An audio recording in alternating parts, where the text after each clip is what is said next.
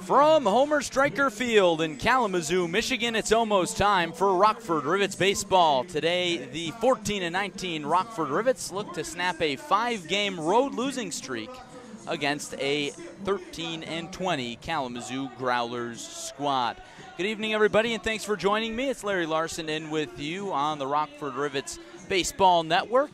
It's a beautiful night for baseball in Kalamazoo. Game 2 of a 2-game series between Great Lakes East rivals. And last night, the Growlers took the ball game by a final of 4-2. It was a pitcher's duel as Ross Thompson went 5 innings. The Rivets ace only allowed 2 earned runs, but it would not be enough as the bats could not keep up and do much damage against the Growlers pitching staff, as they were led by Tanner Knapp, who went 6 innings without allowing an earned run.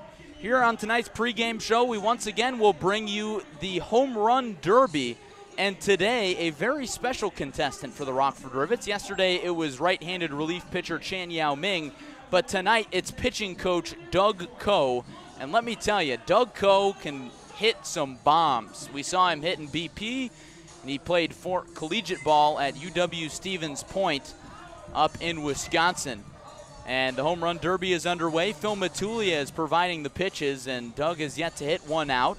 Now he gets a hold of one, but it's a low line drive into left field.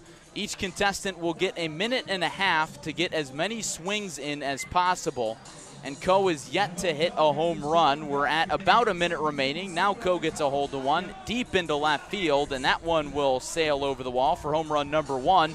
Now he hits another one, a line drive over the short porch fence. He's at 2 home runs. Another line drive down the left field side. That one falls short. Now another screamer deep to left, and that one sneaks over the wall. 3 for Doug. Matulia's pitches right over the middle. Coe launches another one deep to left. That's out of here. Make it 5 home runs for Coe. Now another one deep down the left field line. Hooking, and that one stays fair. Up to 7 home runs for Coe now. A line drive down the third base line falls short, and time is called. Each contestant gets 1 30-second timeout, and Coe exercises his here with under 30 seconds remaining on the clock. So this pregame home run derby was something that was instituted here in Kalamazoo last season during Northwoods League pod play, as the Growlers played the Battle Creek Bombers and Kalamazoo Mac Daddies over and over here in Kalamazoo. And before each game, they did a home run derby.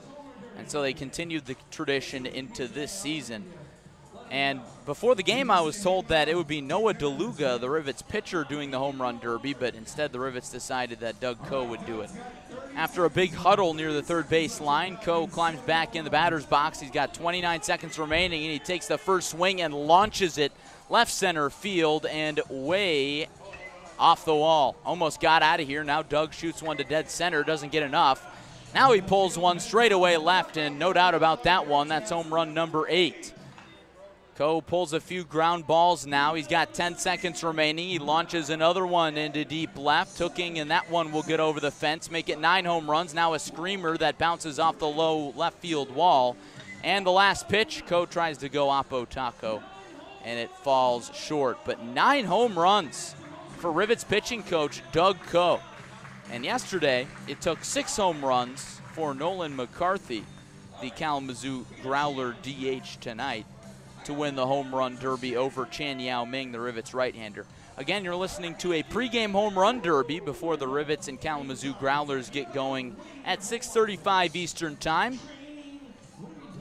And the contestant for Kalamazoo in the home run derby tonight will be Brett Barrera. Barrera, the freshman from Stanford,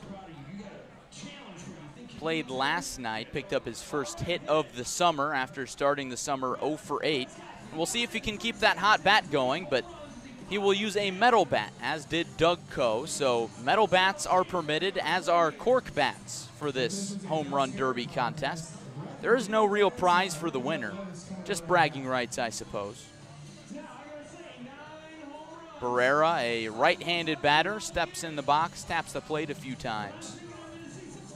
And that looks like one of his teammates is going to throw to him. Looks like Henry Gargis, the sophomore from Stanford. So two Stanford Cardinal participating in this home run derby. Gargis drives the first one on the ground, and now the second pitch he swings at on the ground. Now he sends a line drive into straightaway left. That's not going to be enough. A cold start for Gargis. And Gargis' pitches have not been good. Barrera's swing, not much better. Now he sends a deep line drive into left, and that one sails over the wall. It's 9-1 in favor of Doug Coe. Next pitch, launched down the left field line, carrying out of here. 2 home runs for Brett Barrera. Now he's starting to get into a rhythm. No other home runs quite yet. Now he rips one down the line. That falls short. He's got 50 seconds remaining. And his teammates call time for him. They decide that Barrera has not been doing a good enough job, so they're going to sit him down in a chair in the left-handed batter's box and fill him up with some water and maybe give him a massage. It's an interesting approach to this. Yesterday we saw the Rivets give Chen Yao Ming a massage during his timeout. And now Barrera gets a hefty pat on the back from one of his teammates before climbing back into the box. Barrera in an open batting stance. He's got 46 seconds left, trailing Doug Coe by 7 home runs. His first pitch falls short. His next swing, a chopper down to third base. That's not going to do it. Now a line drive. It's too low into left. Still sitting on 2 home runs. Barrera gets under this one into left. Not enough. Another low line drive. Bounces off the infield dirt. He's under 30 seconds now. I don't know if it's possible for him to catch up. He sends a low line drive and enough into left field. Now another towering fly ball. That one doesn't get out. Now a line drive will get into the short porch. He's up to 3 home runs. Now another towering blast. That's back-to-back home runs. He's up to 4. 9-4, and it's under 10 seconds for Barrera. He launches another one. That one's gone. It'll be 5. Slaps another one out to left. It's back-to-back home runs again, but he falls short. And his last pitch doesn't get out, and he falls 9-7. Doug Coe, the Rivets pitching coach, wins the pregame home run derby in Kalamazoo. Now this is all for fun, but the Rivets get bragging rights tonight. And last night, Nolan McCarthy won the home run derby, and then the Growlers went on to win the ball game. So maybe it's a good omen for the Rivets that Doug Coe comes out on top in this one by a score of 9-7. This is the only place in the Northwoods League that puts on a pregame home run derby. And boy, has it been fun over now these last 2 days. The Rivets will come back here on July 14th through the 16th for a 4-game series with these Growlers. Now back to a little more regular pregame show here on the Rockford Rivets Baseball Network. Rivets and Growlers about to get underway. Final game of a 2-game series between Great Lakes East rivals. And entering tonight's action, just 3 games remain in the first half of the Northwoods League season. It is game number 34 of 72 for both these squads, and both of them are out of contention for that first half playoff spot in the Great Lakes East. Traverse City currently leads the division, and if they hang on to that lead, they will get an automatic berth into the playoffs at the end of the season with that first half title. However, the Kenosha Kingfish are hot on their tail. They're just 1 game back, and guess what? It's the Kingfish and Pitts Bitters doing battle tonight in Traverse City. So a lot on the line there. We'll be scoreboard watching, and I'll keep you updated on the score there. But back to the action here. Tonight's pitching matchup. It'll be the righty Hayden Berg, the redshirt freshman from Western Michigan, going for the Growlers, while Peyton Hutchings, the left-handed freshman from the University of Illinois, will go for JT Scara and the Rivets. Berg's ERA enters this one with a 4.41 mark with a 1.59 whip and 5 appearances in 3 games started. He had a solid outing his last time back on June 27th at Kenosha. He went 4 solid innings without allowing a run before he blew up in the 5th and allowed 5 earned runs and could not make it through the inning. As for Peyton Hutchings, his ERA is not great at 8.16 with a 2.23 whip, 11 strikeouts to 7 walks. Hutchings has pretty good command. His main problem just has been getting hit around the yard. He does not walk many batters. He's got good strikeout stuff, a fastball in the low 90s with a really nice slurve pitch, and that can really make or break his outing. whether or not that slurve can be located for strikeouts. And Peyton's last outing, which also came on June 27th, it was at Kokomo. He went just 3 innings, allowing 3 earned runs, 3 walks, and no strikeouts. And he would be on the hook for the loss as the Rivets would fall 9-3. The Rivets have lost 6 of their last 7 games, including last night here in Kalamazoo. And now we've got a marriage proposal on the field. I believe Cody Pachaki just proposed to his girlfriend. Cody Pachaki is the Kalamazoo Growlers manager. So I guess you're never gonna know what you see here in Kalamazoo. First a pregame home run derby and now a marriage proposal. That's something else. Can't say I saw that one coming. Also on tap for tonight, I assume the first base coach who juggles will be back. Last night we saw him juggle with some lit torches. Also had a fireworks show after the game, but tonight a drum line is in the house. You'll hear that on our field mic. And now Pachaki is going to be mobbed by his entire Growlers team. That's a wild sight that you don't see every day in the Northwoods League. Rivets and Growlers about to get underway here in a few minutes. 6:33 in the Eastern time zone. 6:35 is the scheduled first pitch. Taking a look at tonight's scenery at Homer Stryker Field in Kalamazoo. It is a very shallow ballpark. It is 291 down the left field line, 400 to dead center, and 315 down the right field line. However, that is not going to play to hitters' advantage tonight as the wind is blowing in almost directly from center field, a little bit coming in from right field. So it's going to be very hard for left-handed hitters to get a hold of one, and it'll carry out to left field a little bit more as we saw in the home run derby. But last night we saw 1 home run, and it was off the bat of TJ Williams out to left field. Shamar Page got a hold of a few baseballs and hit them deep to right field, but the wind caught them up, and as a result, Page flew out to right field in 2 of his at-bats last night. The temperature is 81 degrees, and it is a hazy sunshine sky overhead in southwest Michigan. The sky's a little hazy due to some wildfires up in Canada. We've been seeing a lot of that talked about on weather forecasts here in Michigan. Maybe we'll talk a little bit more about that later.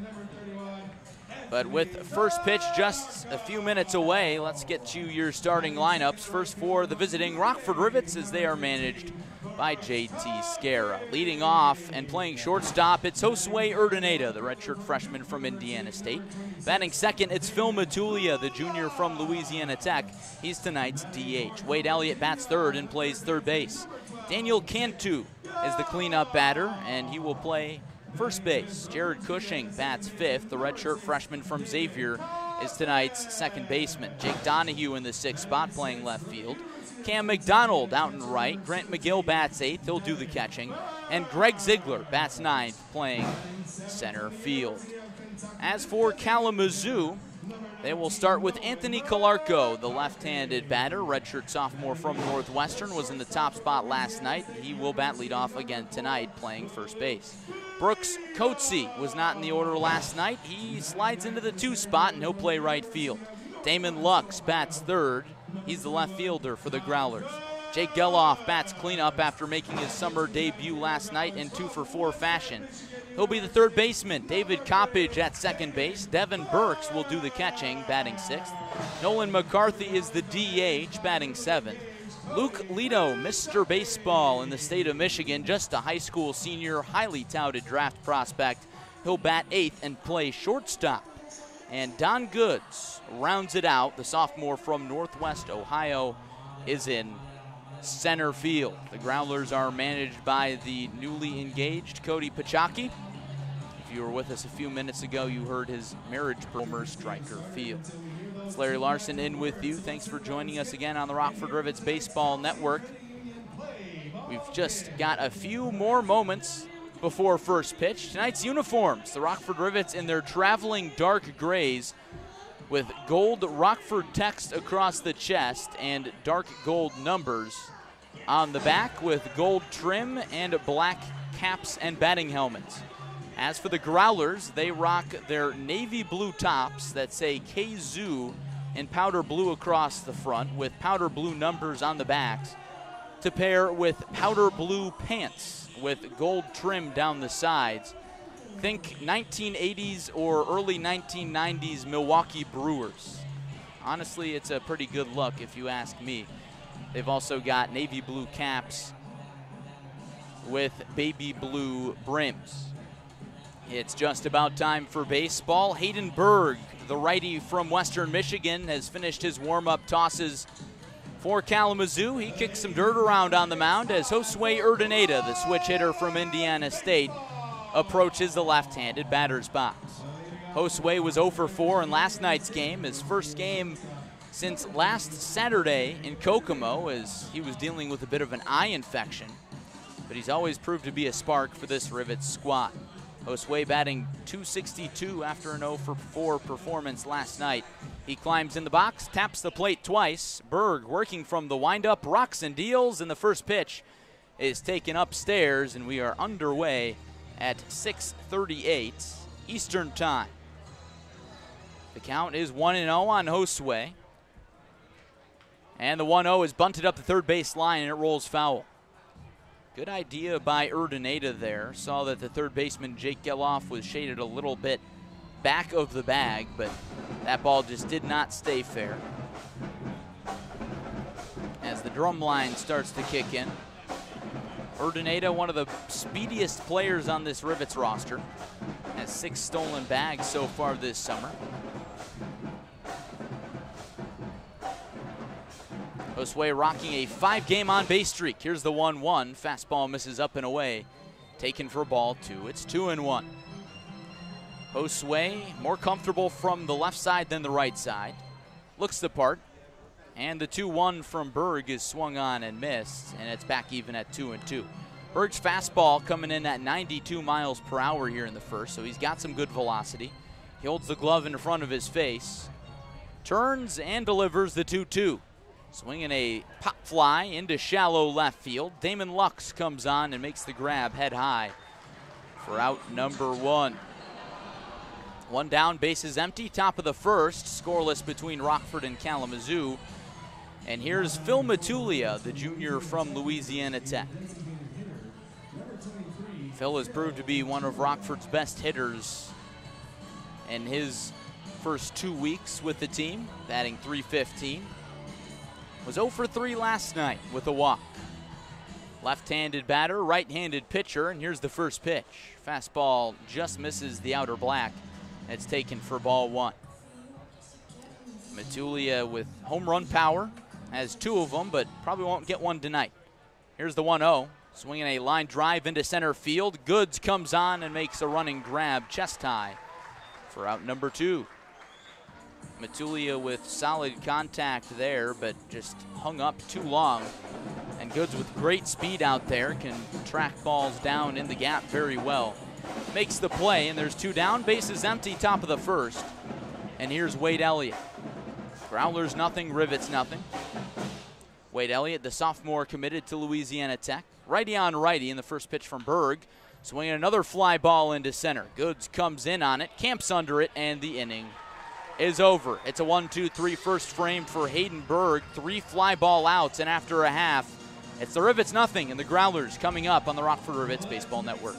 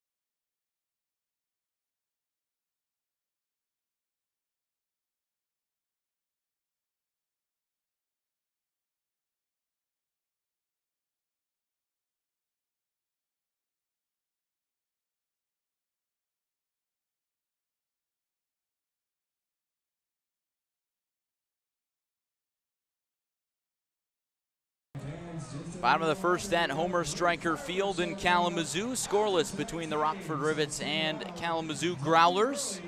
Growlers took game one of this two-game set last night here at Homer Stryker. The Rivets lead the season series 4-1 after they swept the Growlers in 4 games in Rockford last week. These Great Lakes East rivals are both out of playoff contention, at least in the first half. And Peyton Hutchings climbs on the rubber. He gets the start tonight for Rockford, facing the left-handed batter Anthony Calarco, and the first pitch misses up and in. And Calarco leans out of the way of that one for ball 1. A little rivalry matchup here. Big Ten rivals. Hutchings from Illinois, Calarco from Northwestern. He swings at the 1-0 and pops it into left field. Donahue comes in, camps under it, a towering fly ball, and he puts it away for out number 1. So a quick first out for Peyton Hutchings. On in the bottom of the first, we're scoreless between Rockford and Kalamazoo. Here's Brooks Coatsy, the junior from Notre Dame, batting .375 entering tonight's contest. And the first pitch to the righty, swinging a ground ball foul up the third base side. It's 0-1. Coatsy, an Illinois native from Mahomet, Illinois, which is just outside of Champaign-Urbana. Went 5 for 10 versus Rockford in 3 games in these two teams' first series. Here's the 0-1. Tailing fastball misses outside, and it's 1-1. But Coatsy went deep against the Rivets. He's got 1 home run. The kick in the 1-1 pitch. It misses outside again. Looked like a little off speed there, perhaps the changeup from Hutchings, who features a fastball slurve and a changeup. He holds the glove at the belt, turns and delivers the 2-1 pitch. Fastball slapped foul, out of play, and it's back even at 2-2. Coatsy, a 2019 Kalamazoo Growler as well. Moves the bat around a few times from the right side. Here's the 2-2 pitch, an excuse-me swing, slapped hard down the first base side. Foul, we'll do it again.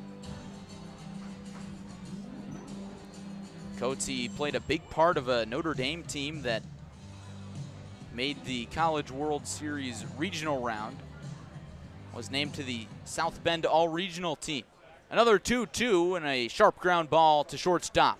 Urdaneta gobbles it up and throws in time to Daniel Cantu at first, and it's 2 up, 2 down in the bottom of the first frame for Kalamazoo. Peyton Hutchings working efficiently so far. And here's the 3-batter Damon Lux. No relation to Gavin Lux, the shortstop for the Los Angeles Dodgers. Lux, a redshirt sophomore from Duke, batting just .214. First pitch to the righty, a fastball that swung on and crushed deep left field. Lux lets off a bat flip and watches that one fly way out of here. A mammoth blast, and now the Growlers bring a folding table out of the dugout for a home run celebration. I think Lux is going to jump through it. He rounds third, crosses home plate, high-fives his teammates, and now he jumps through the table and can't break it. The table survives, and now half the table pops off, and now another teammate's going to jump on the table and break it. But the big blow is it's 1-0 Kalamazoo in the bottom of the first inning. A solo shot from Damon Lux. Here's the 4-batter Jake Geloff. Left-handed pitcher, right-handed batter. Geloff, the freshman from UVA, and he takes a fastball on the outer half for a called strike. That was an absolutely ridiculous home run celebration. The kick in the 0-1, fastball misses outside, and it's back even at 1 apiece. But earlier this season, the Growlers made waves for having a player chug a bang when he was rounding third base after a home run. The wind in the 1-1 from Hutchings, fastball misses up and away, and it's 2 balls and 1 strike. And you got to wonder what the pitcher, Hutchings, thinks of that. Working from the right side of the rubber here. Here's the 2-1. Fastball misses outside. That's been his miss. And now the count is 3 balls and 1 strike. Second straight game, the Rivets have allowed a home run to Kalamazoo. Here's the 3-1, swing and a miss. A big hack from Geloff on some high cheese, and the count is run full. But yesterday, TJ Williams sent a similar blast out to the short porch and left, but he hit it well over the porch. Here's the payoff pitch, swing and a miss, and Peyton Hutchings sets down Jake Geloff on strikes. But not before he allows a solo home run to Damon Lux, and Lux cannot jump through a table for his celebration at home plate. But after one, it's 1-0 Growlers on the Rockford Rivets Baseball Network.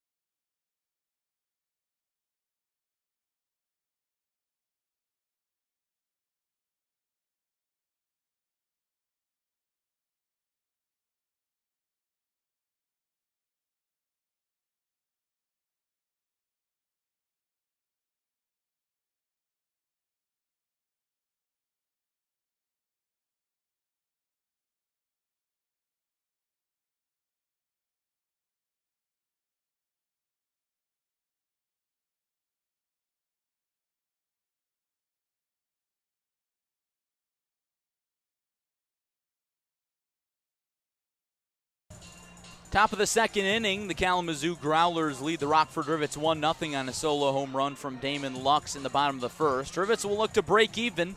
They'll send up 4-5-6 against the Growlers starter Hayden Berg, who set the Rivets down 1-2-3 in the first. Daniel Cantu, the redshirt freshman from USF, steps in the left-handed batter's box. He was 1 for 2 yesterday with 2 walks. Berg, the righty, kicks and delivers the first pitch of the inning. And it's a fastball taken down and away for ball 1. Cantu, a big power bat from the left side, yet to hit a home run this summer. 1-0 delivery, swing and a miss on an off-speed offering down below the belt, and it's 1-1. Usually Cantu doesn't swing it much outside the zone, swinging away there. 1-1 on the way. Swinging a fly ball into center. Don Goods does not move a step. Now he takes a singular step in and makes the catch with 2 hands for out number 1. So far for Hayden Berg, 4 fly ball outs. And 3 of them are to center field.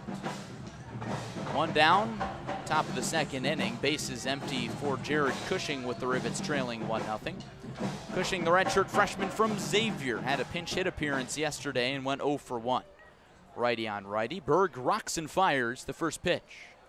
Fastball misses inside, and it's 1-0. But Cushing's 0 for 1 on his line is significant because that snapped a 20-game on-base streak. Here's the 1-0. Fastball out over the heart of the plate, taken for strike 1. And I made Jared aware of that during batting practice today. I told him, I said, hey, that 0 for 1, that snapped your 20-game on-base streak. He said, really? That's cheap. 1-1 pitch. Fastball out over the heart of the plate, taken for strike 2. And Berg is out in front. But Cushing has turned it on lately. Started heating up after his first few days in Rockford. Now batting .234. Here's the 1-2, swinging a ground ball through the left side into left field. And it's a 1-out single for Cush. Rivets have a base runner in the top of the second, trailing 1-0. Here's Jake Donahue, the freshman from Central Michigan. Donahue himself has a 13-game on-base streak. He's got more walks than hits. 12 free passes to 11 base knocks. Enters tonight's contest with a .289 batting average. Berg working from the stretch for the first time tonight. Sets at the belt and comes home with the first pitch. Misses down and away and gets away from Burks. Cushing takes off for second, and he will trot in there easily without a throw.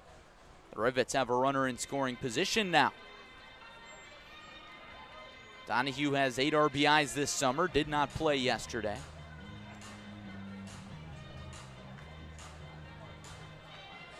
Early runs have cursed the Rivets all season long, and after Hutchings allowed that solo home run in the bottom of the first inning, the Rivets have now allowed 78 runs in the first 2 innings this season.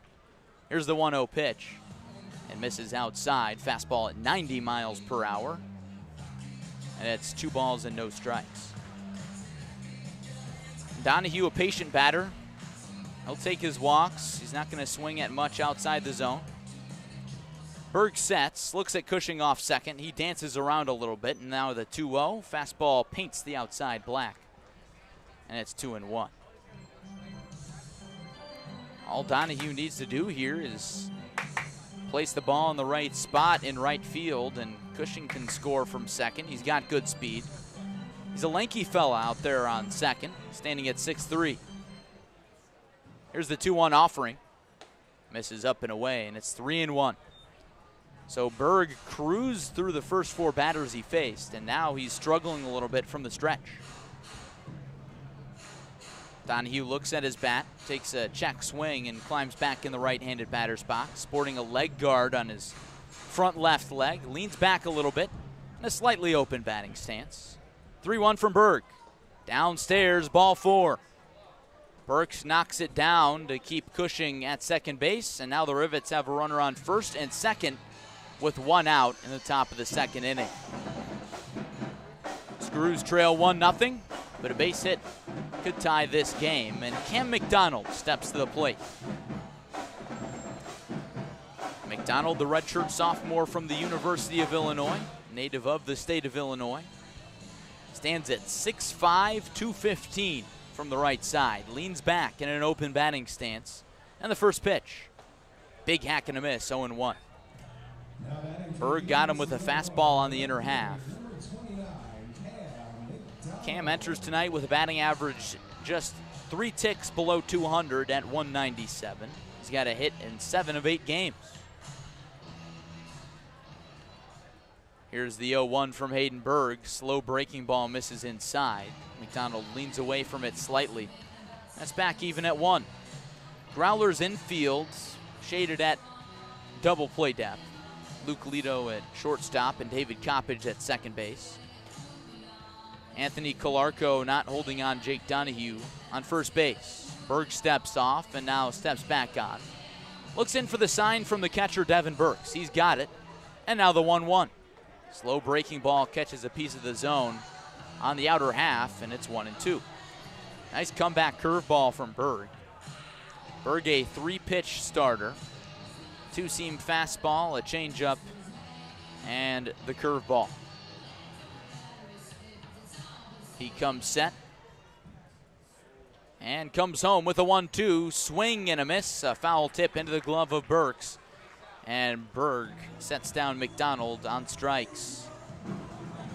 2 down now, top of the second inning. Runners on first and second for Grant McGill. Growlers 1, Rivets 0.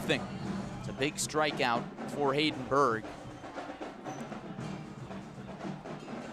And now Grant McGill will have to extend this inning. McGill, the redshirt freshman from Indiana State, tonight's catcher. Had yesterday off, righty on righty, and the first pitch. Fastball taken for strike 1, just at the letters. McGill also batting under 200. The last 3 batters in the Rivets order batting under 200.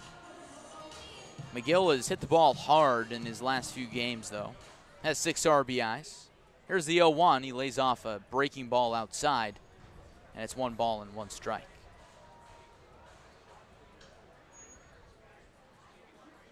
Good crowd on hand at Homer Stryker Field. Saturday night, fireworks night. It was also a fireworks night last night. Here's the 1-1. Fastball misses high and outside ever so slightly, and it's 2-1. Hitters count on McGill. But last night, Kalamazoo drew a crowd of 2,034 on a Friday night. And the Growlers are 5th in the Northwoods League in average attendance at 1,500. Berg gives a look at the runner at second base and comes home, and a fastball misses up and in, and the count is 3 balls and 1 strike. The 9-batter Greg Ziegler awaits on deck. Berg climbs on the rubber, holds the ball behind his back, comes set at the belt, and delivers the 3-1. Ground ball sharply hit to second base. David Coppage gathers it, and a low throw is picked out of the dirt by Calarco to end the threat. The Rivets strand runners on first and second in the top of the second inning, and the score remains Rivets 0, Growlers 1 on the Rockford Rivets Baseball Network.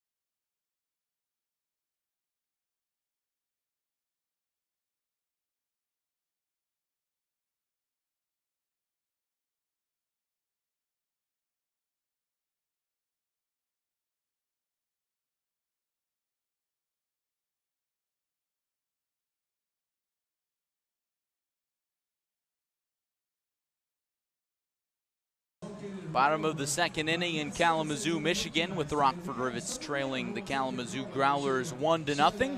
Peyton Hutchings allowing a solo home run in the bottom of the first inning to Damon Lux, and now he's back out there to face 5, 6, 7 in the Growlers order, starting with David Coppage, the freshman from Virginia. Did not play yesterday. He's batting .316 on his summer. Left-handed pitcher, right-handed batter, and the first pitch is a fastball that misses down and away. It's 1-0. Great Lakes East rivalry here. Rivets in 4th place, Growlers in 5th out of 6 teams. The 1-0, swing and a miss. Nice changeup from Hutchings.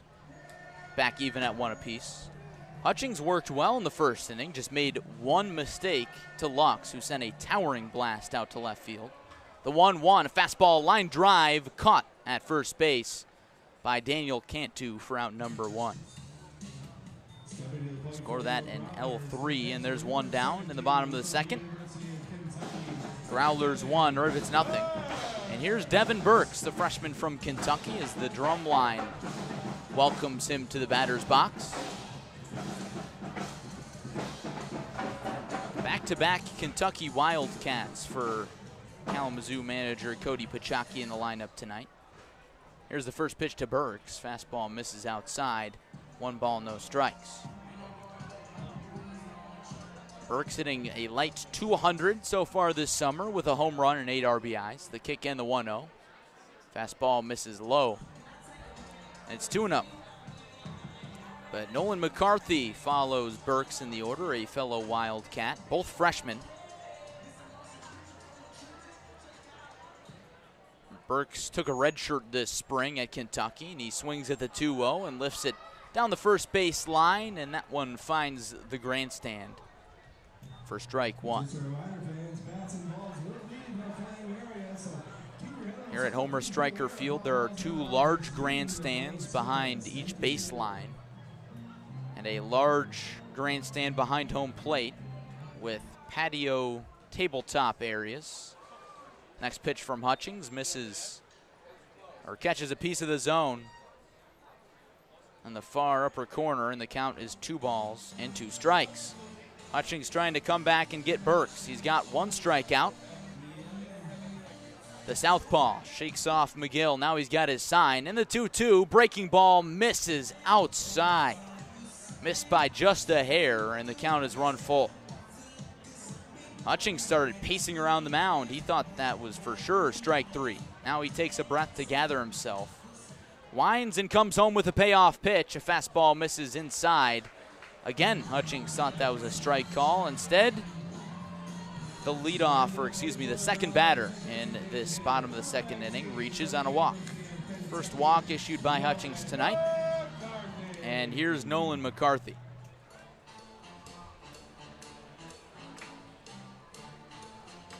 Rivets behind Kalamazoo 1-0 in the bottom of the second. McCarthy did not see game action yesterday, but he was yesterday's pregame home run derby champion. We'll see if that helps him or hurts him here. First pitch to the right-handed batter, swinging a foul straight back into the grandstand. And it's 0-1.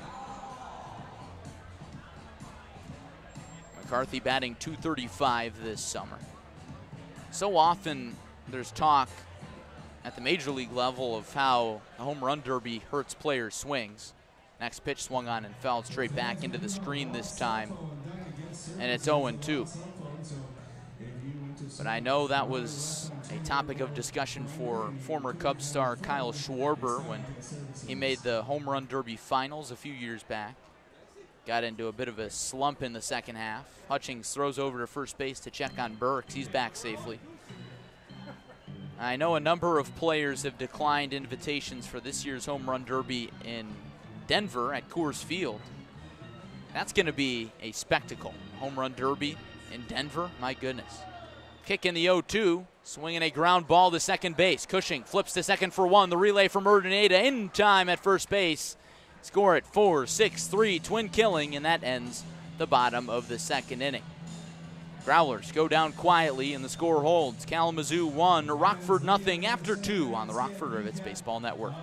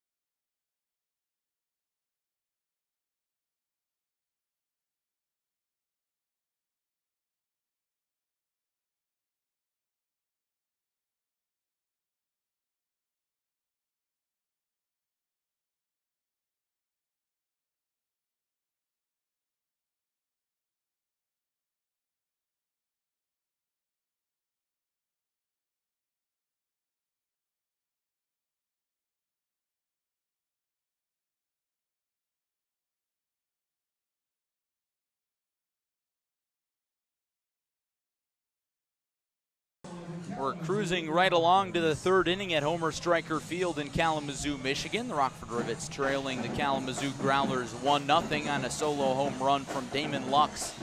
In the bottom of the first inning, Aiden Berg, the Growlers starter, is back out there for his third frame of work. He'll face 9-1-2 in the Rivets order, starting with Greg Ziegler, the sophomore from Missouri State. And yes, that is a drum line you hear, and yes, this is a baseball game and not a high school sporting event such as basketball or football. Righty on righty matchup, and the first pitch to Ziegler. Fastball paints the inside corner, taken for a called strike one at 89 miles per hour. Ziegler batting .137. Got off to a slow start to the summer. Here's the 0-1. He takes a fastball that misses inside this time, and it's back even at 1 apiece. But Ziegler started to find his stroke a little bit. He's got a hit in 3 of his last 4 games after starting the season just 1 for 26. 1-1. Fastball dots the outer half. Good frame by Devin Burks, and the count is 1 ball and 2 strikes. I talked with Ziegler about what exactly he's been working on this summer, and he said, really just my mental game, trying not to get frustrated every time I make an out. Here's the kick and the 1-2 pitch. Slow tapper down to third base. Zach Geloff cuts it off and throws in time to first base. Calarco with the stretch, and there's 1 down.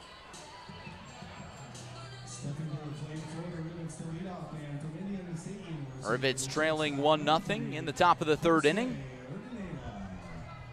Each team with 1 hit. The Rivets stranded 2 runners on first and second in the 2nd inning. Here's Josue Urdaneta with the bases empty. Left-handed batter against the righty Hayden Berg in the first pitch.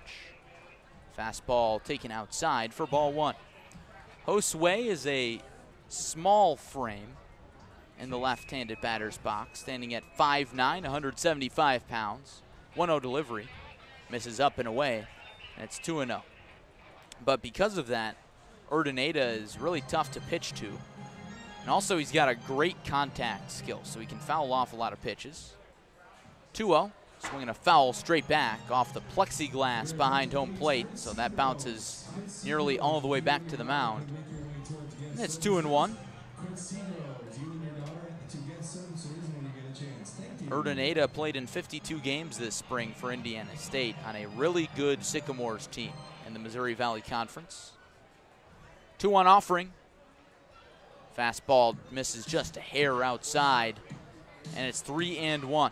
Urdaneta is tough to deal with on the base paths. He's got 6 swiped bags. Berg holds the glove in front of his face, kicks and fires the 3-1. It misses outside, and Urdaneta trots down to first base with a walk.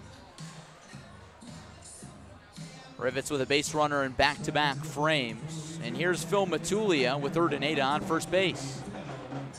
Growlers 1, Rivets 0. Great Lakes East rivals doing battle with just 3 games left in the first half in the Northwoods League. Both these squads out of contention for a first half playoff spot, so the sides trying to set up momentum for the second half. The division winner in the first half gets a playoff spot, and the division winner in the second half also gets a playoff spot. Berg steps off and throws over to Calarco, who's holding on to Urdaneta at first base. He dives back safely. Takes a 4-step lead off the bag. Berg with another check and another dive, and no tag from Calarco. Matulia yet to see a pitch. Phil is 0 for 1 with a line out into center field in the first. First pitch, Urdaneta takes off. Pitch misses outside. Throw down to second base. Not in time. Luke Lito, the shortstop, fielded the throw on the left field side of the second base bag and could not slap the tag down quick enough. And the Rivets have the tying run on second base here in the third. RBI chance for Phil Matulia, who's come through time and time again in his 2 weeks in Rockford. He's got 13 runs batted in. Here's the 1-0. Swing and a miss on a fastball up in the zone at 90 miles per hour. And it's 1-1. Matulia crushes fastballs, especially early in counts. The junior from Louisiana Tech had a big season down in Ruston, batting .311 for a Bulldog squad that made the College World Series regional round. And the 1-1 is cut on and missed. Fastball similarly high in the zone, and it's 1-2. The long-haired Matulia looks at his bat a little bit, adjusts his batting gloves, steps back in the left-handed batter's box as the righty Hayden Berg looks in for the sign. He's still paused. Now he's got it. Comes set at the belt. A look at Urdaneta off of second base. The kick and the 1-2 misses well up and away. And it's back even at 2 apiece. It's a very comfortable night for baseball in southwestern Michigan. Sun shining down on Homer Stryker Field. Fans dotting both grandstands on the first base and third base sides. 2-2, swinging a foul straight back. We'll do it again. That one bounces outside of the stadium and just misses the Rockford Rivets bus, which is parked directly behind home plate outside the stadium. Berg, the red-haired right-hander, with a little bit of hair flowing out the back of his navy blue Growlers cap, has the sign. Here's another 2-2, misses outside. And the count is run full on Phil Matulia. Wade Elliott, sophomore committed to Louisiana Tech, waits on deck. Big pitch coming up. And the payoff from Hayden Berg. Misses high, and that's ball 4. Back-to-back walks issued by Berg. And there's 2 on with 1 out here in the top of the 3rd inning. Rivets behind 1-0, but that could change very quickly. Devin Burks, the catcher, out to talk things over with his pitcher as Wade Elliott steps to the plate. The pitching staffs for both these teams have been the problem, as Rockford enters this matchup with a record of 14-19, and Kalamazoo not much better, in fact worse at 13-20. The Growlers team ERA 5.41, 19th in the league. The Rivets 5.80, 21st, second to last. Rivets looking to increase the Growlers ERA here. First pitch to Wade Elliott. He lays off a breaking ball outside, 1-0. Wade Elliott flied out to center field in the first inning. The Rivets batting average leader at .323. Righty on righty matchup. Here's the 1-0. Swinging a flare behind the first base bag. Calarco backpedals and makes the play for out number 2. Weak contact from Elliott, and his rough stretch continues. He's now just 1 for his last 14.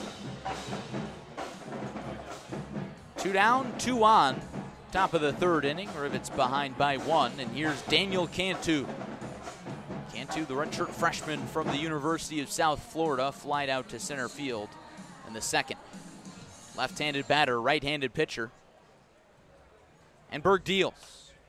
Swinging a foul off to the third base side, out of play. Over the third base grandstand, which is nearly completely filled. The first base grandstand features tables for fans to put drinks and food on. That's a little less populated. Berg sets at the belt, looks at Urdaneta on second base, and comes home. Swinging a drive into left field, hooking near the line, and that one falls into the Rivets bullpen foul. Left fielder Damon Lux gave chase, could not get there, but it's quickly 0-2 on the Rivets cleanup batter. Good speed on the base path, so if Cantu could place a gapper into the outfield, the Rivets might be able to take a 2-1 lead. Cantu taps the plate twice. Swings the bat back and forth, holds his hands above his left shoulder at helmet level. Here's the 0-2. Fastball misses outside. Berg trying to get Cantu to chase, no dice, and it's 1-2. Berg's set up outside on that pitch. We'll see if he does it again. He puts down the sign for Berg. A battery of B's for Kalamazoo. Berg deals to Burks, and the pitch misses outside, 2-2. Berg has struggled to put Rivets hitters away. He's got 1 strikeout, was of Cam McDonald in the 2nd inning. But other than that, he's either fallen behind and stayed behind, or gotten ahead and then fallen behind to most Rivets batters. Here's the 2-2. Fastball misses outside again, and the count is run full. Phil Matulia on first base after a walk. Josue Urdaneta on second He drew a 1-out walk. Big spot early in this game. Rivets trail 1-0 in the top of the third. Hayden Burke, the redshirt freshman from Western Michigan. Ready for the payoff pitch, and he turns to look Urdaneta back at second base. He's not being held on. Urdaneta aggressively claps his hands. He knows he's got some real estate in Burke's head. Long pause from Berg, and now he steps off the rubber. Needs to run through the signs again with Burks with a runner on second base. Berg started the game working very quickly, and now his pace has slowed significantly. Here's the payoff. Breaking ball called, strike 3 on the inner half of the strike zone. And Berg says something to the Rivets third base dugout as he walks off the mound, and the inning is over. The Rivets once again strand runners on second and third, and the score remains Growlers 1, Rivets 0 on the Rockford Rivets Baseball Network.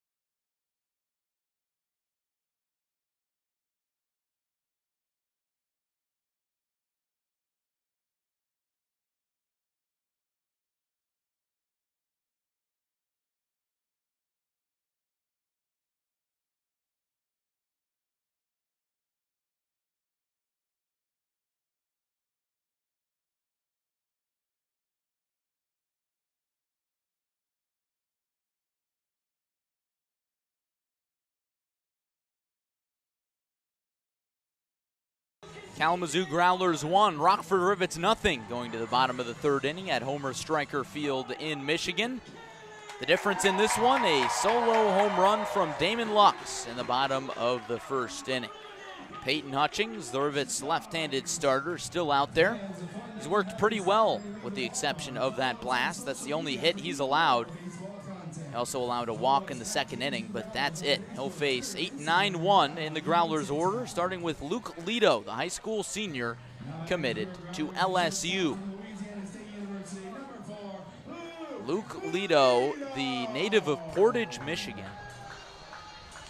just graduated from high school.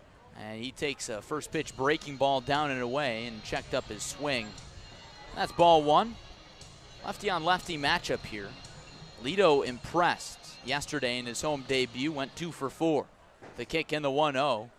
Bender catches the inside part of the zone that time, 1-1. But a little over a year ago, Lido was considered the top high school prospect in the class of 2021. The 1-1 breaking ball misses in the dirt. 3 straight off-speed pitches to Lido so far, and it's 2-1. But Lido's draft stock has fallen a little bit. He's still projected to get picked in the draft. 2-1 pitch. Fastball misses up and in. And Hutchings is behind 3-1. I read an article about Lido today in the Kalamazoo newspaper, and the 3-1 is grounded sharply to second base. Cushing gobbles it up and throws in time to first base for the first out of the inning, retiring Luke Lido. And the bases are empty for Don Goods, the 9 batter, the sophomore from Northwest Ohio. Growlers ahead of the Rivets 1-0 in the bottom of the third. But that article on mlive.com brought up a good point for Lido. Kicking the first pitch to Goods, swinging a line drive over the head of the shortstop Urdaneta into left center field. Donahue over to cut it off. Goods with a big turn. He's going to go into second, and the throw gets away from the second baseman Cushing. It's a hustle double for Don Goods. And the Growlers have a runner in scoring position in the bottom of the third.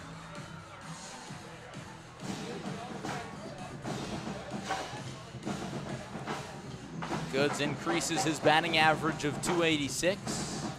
The speedster leads the Growlers with 17 stolen bases. And now here's the top of the order in Anthony Calarco, who's 0 for 1. 3 straight lefties for Peyton Hutchings in this inning. Hutchings from the stretch, sets at the belt, and the first pitch. Breaking ball misses outside. Calarco thought about going around on it, and it's 1-0. But the point I wanted to make about Lito was he's going to have a decision to make whether or not he wants to go to LSU or take the paycheck and go into the minor leagues. But the Northwoods League is going to be a great tool for him. Here's the 1-0 from Hutchings. Breaker misses outside, very close, but it's 2-0. But because Lito is getting some experience in summer ball in the Northwoods League, it feels like minor league ball. 72 games in 76 days, very few days off. He'll decide whether or not he likes that or not. 2-0, a fastball that misses or catches a piece of the zone just at the knees to Calarco, and it's 2 balls and 1 strike. Hutchings sets in a closed stance, looks at Goods on second and comes home. Breaking ball misses low in the dirt, snared by McGill, and it's 3-1. Hutchings running into a little bit of trouble here, falling behind each of the batters he's faced. He looks in for the sign from McGill. He's got it. And the 3-1 delivery. Swinging a foul ball off to the third base side and out of play. And the count is run full. Big pitch coming up for Peyton Hutchings with 1 out. Bottom of the third inning, Kalamazoo out in front 1-0. Hutchings looking to keep it right here. Rivets have lost 6 of 7 games. The kick and the payoff pitch. Curveball laced into left, and Jake Donahue tracks it down, moving towards the line. And that is out number 2. Goods stays on second. That's a big out for Peyton Hutchings.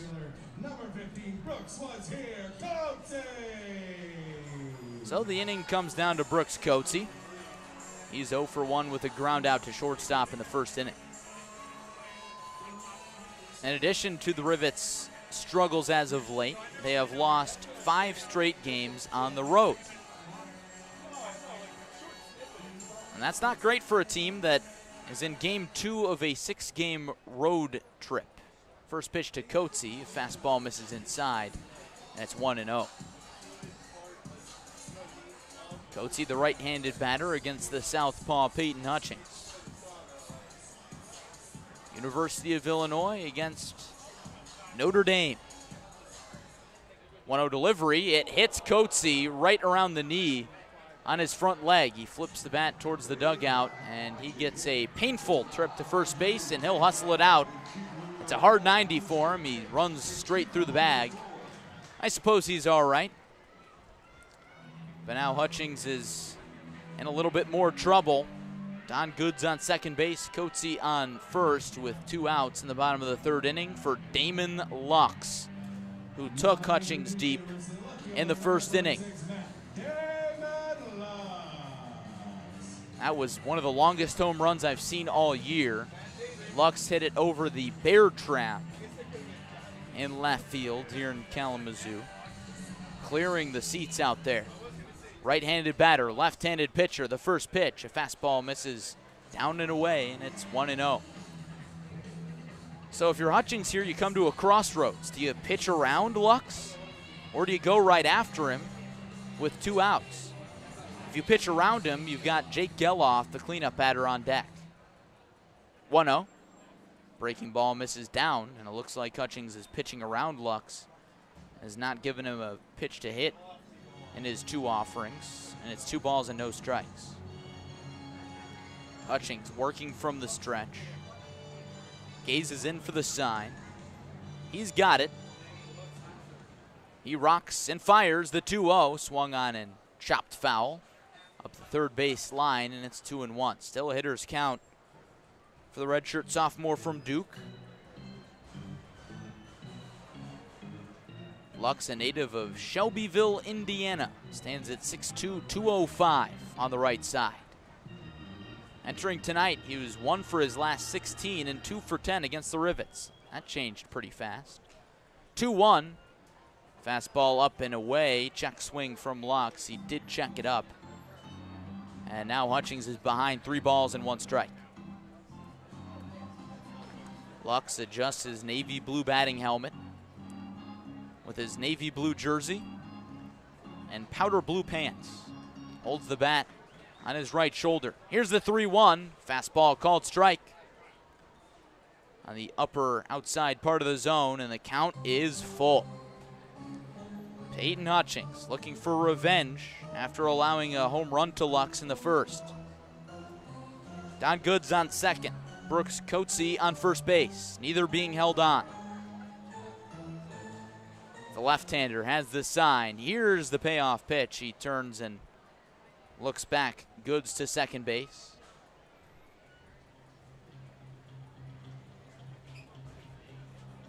The moment grows even more intense. Here's the set, and now the payoff. Swing and a miss. He got him. Hutchings lets out a small fist pump as he walks off the mound as he strands runners on first and second in the bottom of the third. So the score remains Kalamazoo Growlers 1, Rockford Rivets nothing. Going to the fourth on the Rockford Rivets Baseball Network.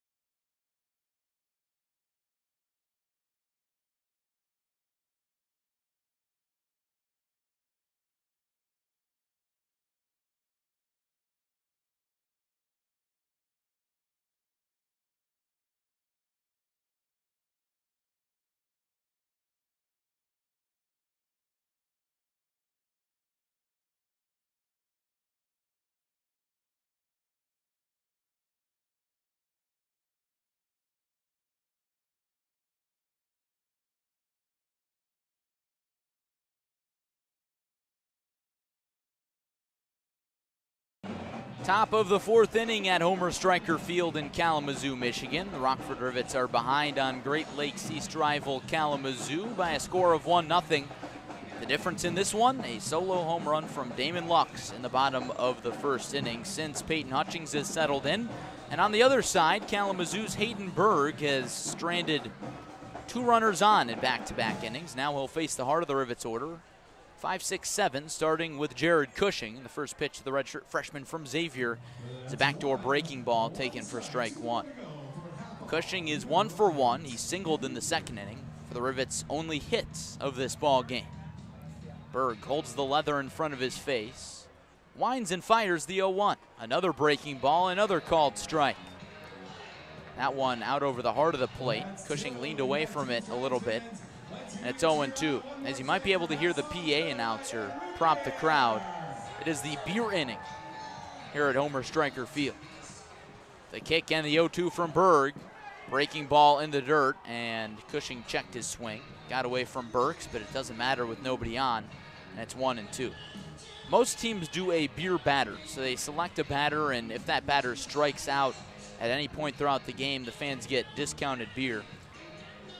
But here in Kalamazoo, they pick an entire inning, and if the pitcher strikes out any of the batters in that frame, the fans get a discount for the rest of that inning. The 1-2 is cut on and missed, and Jared Cushing is set down for out number 1 in the top of the fourth, and the fans get their beer discount.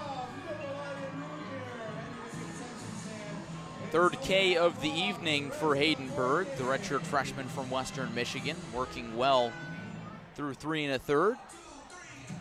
Kalamazoo leads Rockford 1-0, and here's Jake Donahue with the bases empty. Donahue walked in the second inning, righty on righty, and Berg rocks and deals, and the fastball is in there for a called strike. A few weeks back, I saw the Madison Mallards have an interesting twist on the beer batter.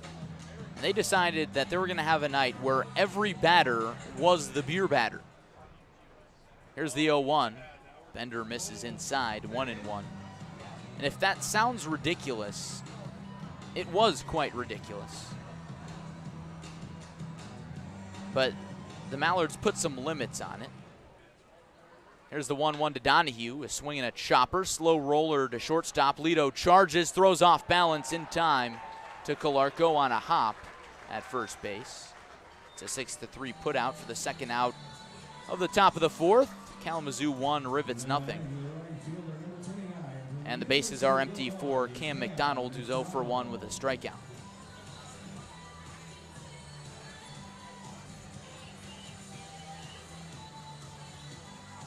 But for every strikeout in that Mallards game, first pitch to McDonald, swinging a pop-up into center field. Long run for Goods, but he gets under it and makes a play. It's a 1-2-3 fourth inning. I guess we'll continue the beer batter talk at a different time. As Hayden Berg continues to cruise along, he's held the Rivets scoreless through 4, and the score holds. Growlers 1, Rivets 0 on the Rockford Rivets Baseball Network.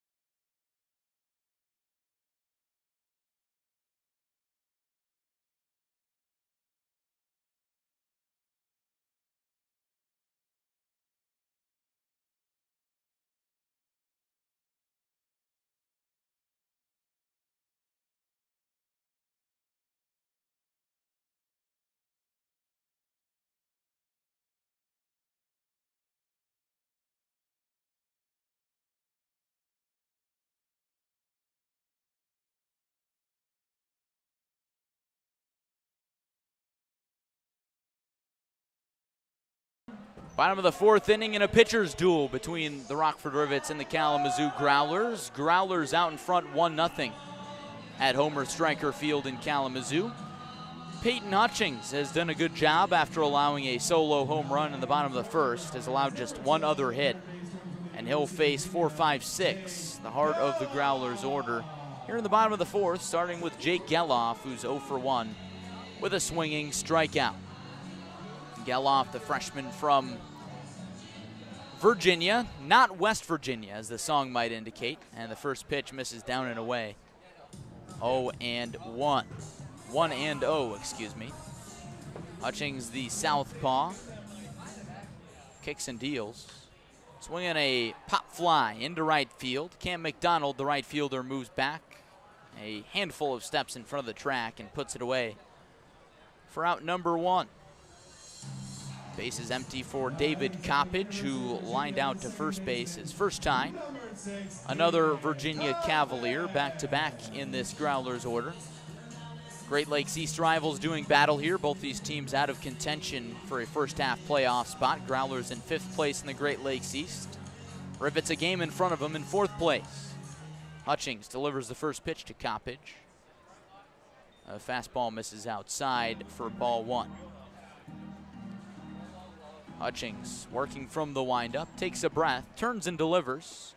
Breaking ball, and Coppage tried to check his swing, but he went around, and it's 1-1. So the top of this 4th inning was the beer inning here in Kalamazoo. So if a Rivet struck out, the fans would get discounted beer for the rest of the inning. And Jared Cushing did go down on strikes. A 1-1, a fastball misses outside, 2-1. And that reminded me of the Madison Mallards promotion, in which they labeled it "Every Batter is a Beer Batter Night." That was on June 25th in Madison. Kick in the 2-1, swinging a jam shot foul off to the first base side into the grandstand. And the count is 2-2. But for every opponent batter that would strike out, the beer would decrease by 50 cents. 2-2 popped into center field. Greg Ziegler charging in on it, gets under it, and makes the catch for out number 2. Base is empty in the bottom of the 4th inning. Kalamazoo out in front 1-0. Here's Devin Burks. But here were the rules in Madison for every batter is beer batter night. After 12 strikeouts by Madison pitchers, some beers would have been completely free, and the discounted beer prices would be applied after every third out of each booyah at bat, so after the inning ended. Left-handed pitcher, right-handed batter, and the first pitch to Burks. Breaking ball called strike, out over the heart of the plate, 0-1. But the kicker for me is if a Mallards pitcher had an immaculate inning, so 3 strikeouts, the 0-1, pitch misses high, 3 strikeouts on 9 pitches, beer would have been on the house for the rest of the night. Hutchings ready for the 1-1, it's on the way. Fastball slapped into right field, and it drops for a base hit. So it's a 2-out single for Devin Burks in the bottom of the 4th inning. Growlers ahead 1-0. And here's Nolan McCarthy. However, there is a disclaimer. It says here that Mallard staff would have had the right to refuse service and have limits to prevent excessive drinking. But not only would beer decrease in price, but soda for kids would follow the same structure, but would decrease by 25 cents per strikeout. So something for everybody. First pitch to the righty McCarthy, fastball swung on and missed. Throw down to first base. Gets away from Cantu. He knocked it down, so Burks doesn't go anywhere. And it's 0-1. McCarthy, the freshman from Kentucky, is the DH. Grounded into a 4-6-3 inning-ending double play in the second. His first time up. Holds his tan bat behind his helmet, and the 0-1 is swung on and hit well into deep left field. Jake Donahue back on it near the track at the wall, and it's gone. It's a 2-run home run for Devin Burks, or for Nolan McCarthy to bring in Devin Burks. And the score now is Growlers 3, Rivets 0. We'll see what the celebration is this time for McCarthy. Gets tossed a bang, and he cracks it open with his spike and chugs it behind home plate in celebration of McCarthy's second home run of the year. Second home run allowed tonight by Peyton Hutchings. The first one was back in the first off the bat of Damon Lux. But Hutchings has worked well with the exception of now 2 long balls. Base is empty now for Luke Lido in the bottom of the 1st inning. The Growlers are big on the home run celebrations here at Homer Stryker Field. And as a pitcher, I'm sure that would rub Peyton Hutchings the wrong way. The first pitch to Lido, breaking ball in there, taken for a called strike. 0-1. Lido, the high school senior, committed to LSU. He's 0 for 1 with a ground out. Hutchings working quickly, and a backdoor breaking ball is taken outside. It's 1-1. But the celebrations did not come without a warning for the Rivets. Here's the 1-1, another bender and another ball, 2-1. As Brian Colopy, the managing partner of the Growlers, gave the Rivets a talk in the locker room before game 1 of the series yesterday. Kicking the 2-1 offering, fastball lined over the head of the shortstop Urdaneta into center field. Lido takes a big round around first base and stops there. It's a 2-out single, and it's 3 straight hits for the Growlers off of Peyton Hutchings. They lead 3-0. Most recent blow, a 2-run home run for Nolan McCarthy here in this inning. And here's the 9-batter Don Goods. But Colopy, the general manager for Kalamazoo, came in and warned the Rivets. They said, you know, don't take anything personally. Our guys are going to do some crazy stuff. First pitch to Goods. And a fastball misses outside. It's 1-0. But there's also a sign inside the locker room for the Rivets. Here's the 1-0 pitch. Curveball dots the outside corner. It's 1-1. But the sign says Homer Stryker Field Fun Policy. At Homer Stryker Field, we highly encourage our home and visiting teams to bring excitement, action, and fun into the game for our fans and teams. Here's the 1-1. Fastball blazes outside at 85, and it's 2-1. So it says we highly encourage the following: bat flips, signature moves after strikeouts, celebrations after runs, any and everything that brings fun and excitement to the game. So it's open season for bat flips and bang chugging and table breaking after home runs, I suppose. Hutchings throws over to first base to check on Lito. He's back safely. Now he's back on the rubber. Sets at the belt. Here comes the 2-1. Breaking ball lined into center field. It's going to hang up for Greg Ziegler, and he puts it away for out number 3. But Peyton Hutchings allows a 2-out, 2-run home run to Nolan McCarthy, and our new score is Growlers 3, Rockford Rivets nothing. After 4 on the Rockford Rivets Baseball Network.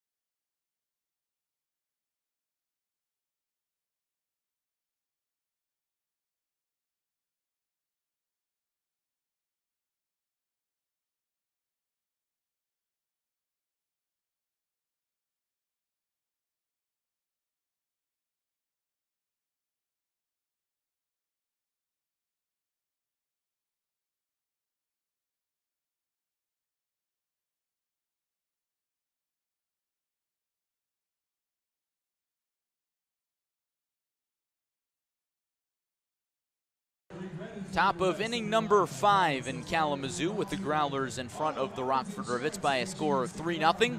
2 homers doing all the damage for the Growlers. A solo blast from Damon Lux in the bottom of the first, and a 2-run home run from Nolan McCarthy in the bottom of the 4th. Both off of Peyton Hutchings, who otherwise has done a good job. Rivets looking to do some damage against Hayden Berg, back out for his 5th inning, and he delivers the first pitch to Grant McGill.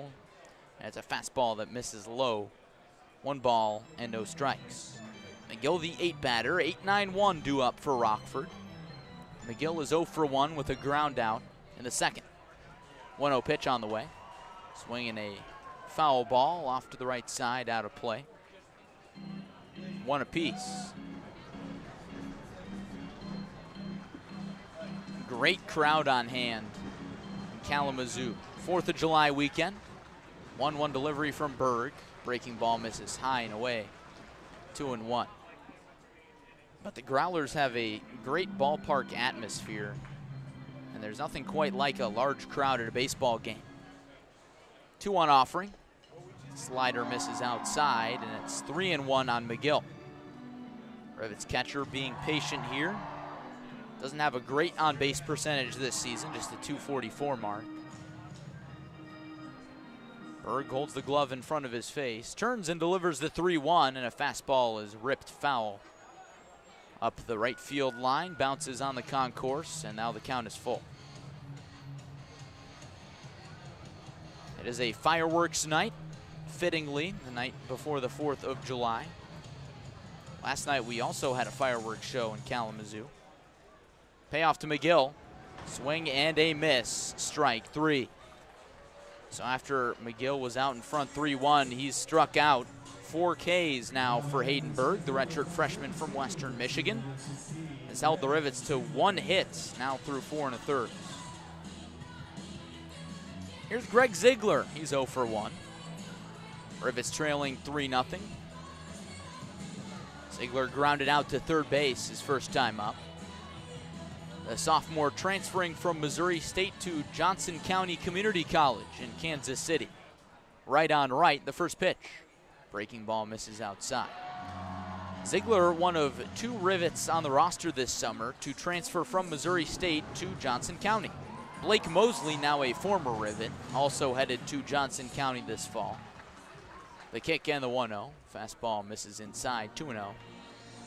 But Mosley was injured and had to leave the Rivets last week.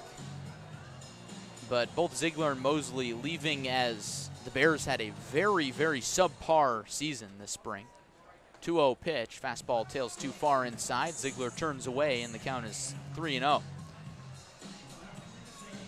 But the Bears fired their hitting coach after the season ended, and it's a mass exodus for Missouri State. 3-0 fastball catches the inside part of the zone, 3-1. But Forrest Barnes, another Missouri State Bear, told me that he is one of just 12 Bears players staying on the roster. 3-1, swung on and popped up behind home plate, and that one hits the grandstand. The roof of the grandstand, I should say. And the count is run full. So Ziegler and Mosley among a gaggle of players transferring. But the Bears are usually the class of the Missouri Valley Conference, a strong mid-major baseball conference, but not this year. Finishing in the lower part of the standings. 3-2, fastball misses low, and Greg Ziegler draws a 1-out walk in the top of the 5th. Ziegler with good speed, 3 stolen bases for the Rivets center fielder this summer. Here's the leadoff man, Josue Urdaneta, another Missouri Valley Conference guy. Redshirt freshman from Indiana State.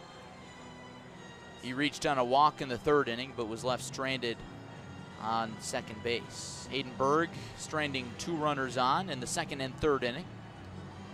Rivets 1 hit, came back in the 2nd. Urdaneta, the lefty, and the first pitch is bunted foul back to the screen, 0-1. Urdaneta, a switch hitter, has not batted from the right side tonight. He popped out to left field in the first at-bat of the ball game in the 1st. Berg from the stretch.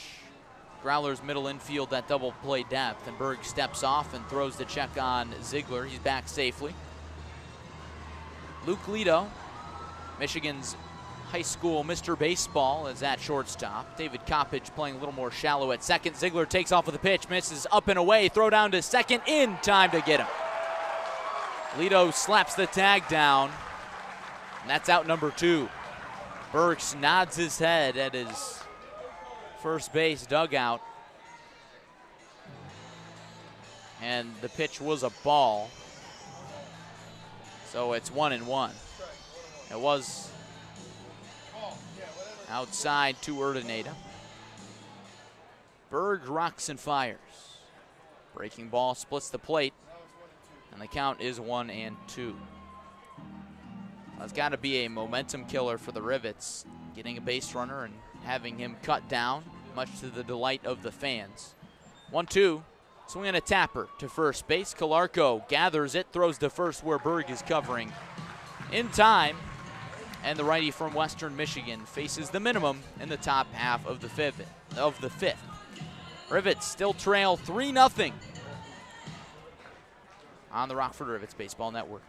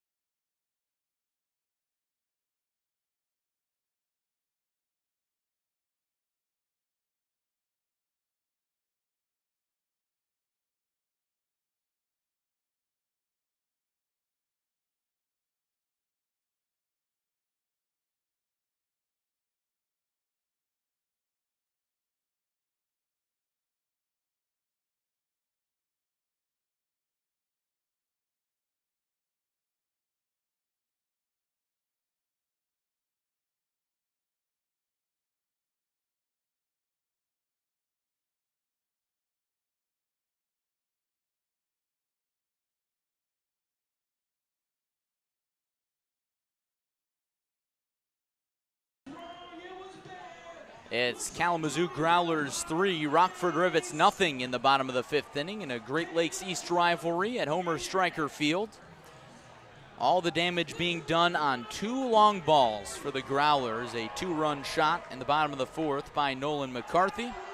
A solo home run from Damon Lux to start the scoring in the bottom of the 1st off Rivets lefty Peyton Hutchings, who otherwise has had a very, very solid outing. He's out for his 5th inning of work, and if you followed the Rivets this year, you know it has not been easy for any of the Rivets starters to make it through the 5th inning. So we'll see if Hutchins can do it here. He'll face the top of the order in the first pitch to Anthony Kolarko, a slow breaking ball in there, taken for a called strike 1.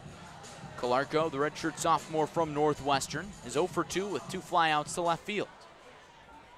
0-1, breaking ball, check swing, does not matter. Or it does matter because the pitch misses outside and Kolarko checked his swing. It's 1-1. As the fans stomp their feet, some gentlemen standing at the bottom of the grandstand signaling stomp or clap with signs in their hands. Hutchings back on the rubber, turns and delivers the 1-1 pitch. Fastball misses downstairs, and it's 2 balls and 1 strike. Hutchings gets a new baseball, holds it in his tan leather glove, and the 2-1 is a chopper down to first base. Diving stop by Cushing, and he can't field it. He knocked the ball down, and now it looks like his hand is hurt. I know Cushing has been battling a broken finger since the spring season at Xavier, and I believe that ball probably hit him right on the broken finger on his glove hand, so he immediately dropped his glove and started shaking his hand. But regardless, Kolarko reaches on a hit there. It's a tough play for Cushing to make. So the leadoff man is on for Kalamazoo in the bottom of the 5th. They lead 3-0 on Rockford. And here's the right-handed hitting number 2 batter, Brooks Coetzee, who's 0 for 1 with a hit by pitch. And the first pitch is a breaking ball that cuts inside, taken for strike 1. A look around the Northwoods League on the out-of-town scoreboard. Battle Creek and Kokomo in the Great Lakes East, tied at 1 apiece in the bottom of the 2nd in Kokomo. Here's the 0-1, ground ball to shortstop, could be 2. Urdaneta takes it to second himself, throws to first in time. It's a 6-3 double play for Josue Urdaneta and the Rivets, and there's quickly 2 down in the bottom of the 5th frame. Urdaneta showing off the speed there. He fielded that ball not super close to the second base bag. I'd estimate maybe 7-8 feet away. He fielded it, waved off Cushing, and sprinted and threw to first. First pitch to Damon Lux, a breaking ball that catches the outside black, taken for a called strike 1. Rivets trail by a score of 3-0. Hutchings kicks and delivers another breaking ball, the same result. Called strike 2 on the outer half. Damon Lux 1 for 2 with a solo home run and a strikeout. The other score that really matters in the Great Lakes tonight is Kenosha and Traverse City. And that game is underway in Traverse City. The 0-2 pitch, breaking ball misses in the dirt to Lux, and the count is 1-2. But Traverse City and Kenosha scoreless in the bottom of the 3rd. Here's the 1-2, off speed, check swing from Lux, he held up, misses outside, and it's 2-2. Hutchings looking to get the best of Lux in back-to-back at-bats after allowing that first inning homer. Here's the 2-2, breaking ball, cued foul, we'll do it again. But Kenosha and Traverse City battling for that first half playoff spot in the East. Traverse City leads by a game, but Kenosha could tie it up with a win tonight. They took the victory yesterday. So things coming down to the wire. 3 games left in the first half. 2-2, pulled foul again off the third base coach's hands. He's all right. That one ran right up near his face. Still 2-2 on Damon Lux. Both the Rivets and the Growlers, of course, out of first half playoff contention, but they'll have a shot in the second half. Another 2-2. Fastball tails too far outside, and the count is run full. But how the Northwoods League playoff format works is there's a first half champion and second half champion, and then they play in the postseason. Payoff pitch, fastball misses high, and it's a 2-out walk issued to Damon Lux. Kalamazoo Growlers 3, Rockford Rivets nothing. Bottom of the 5th inning. And here's Jake Geloff, who's 0 for 2. However, the caveat to that playoff format is if the winner of the first and second half is the same, the second playoff spot goes to the team with the second best overall winning percentage. First pitch to Geloff, fastball misses outside, throw down to first base, gets away from Cantu, and Lux dashes up to second base, and he stops there. A bad pickoff throw from Grant McGill, who likes to be aggressive with those snap throws. The count is 1 ball and no strikes on Geloff. I presume that'll be a throwing error on the catcher McGill, allowing a runner to move into scoring position. Hutchings working from the right side of the rubber. Comes set, the 1-0. Breaking ball misses down and in. It's 2-0. Geloff playing in his second game of the summer. Freshman from Virginia. It is 4 straight ACC batters in the order for the Growlers here. 2-0, fastball dots the outside corner. Nice comeback pitch from Hutchings. It's 2 balls and 1 strike.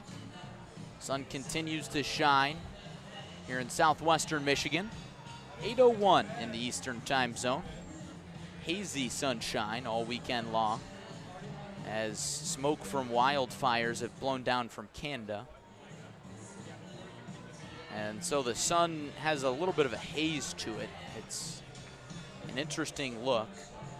Not putting much of a damper on the sunshine, but you can tell a difference. Hutchings sets at the belt. And now the 2-1 to Jack Geloff. Swinging a flare to the first base side in foul territory. Cantu gives chase and gloves it for the 3rd out of the bottom of the 5th inning. So Peyton Hutchings works around a leadoff single and a 2-out walk to Damon Lux. And the score holds. Kalamazoo 3, Rockford Rivets nothing on the Rockford Rivets Baseball Network after 5 full innings.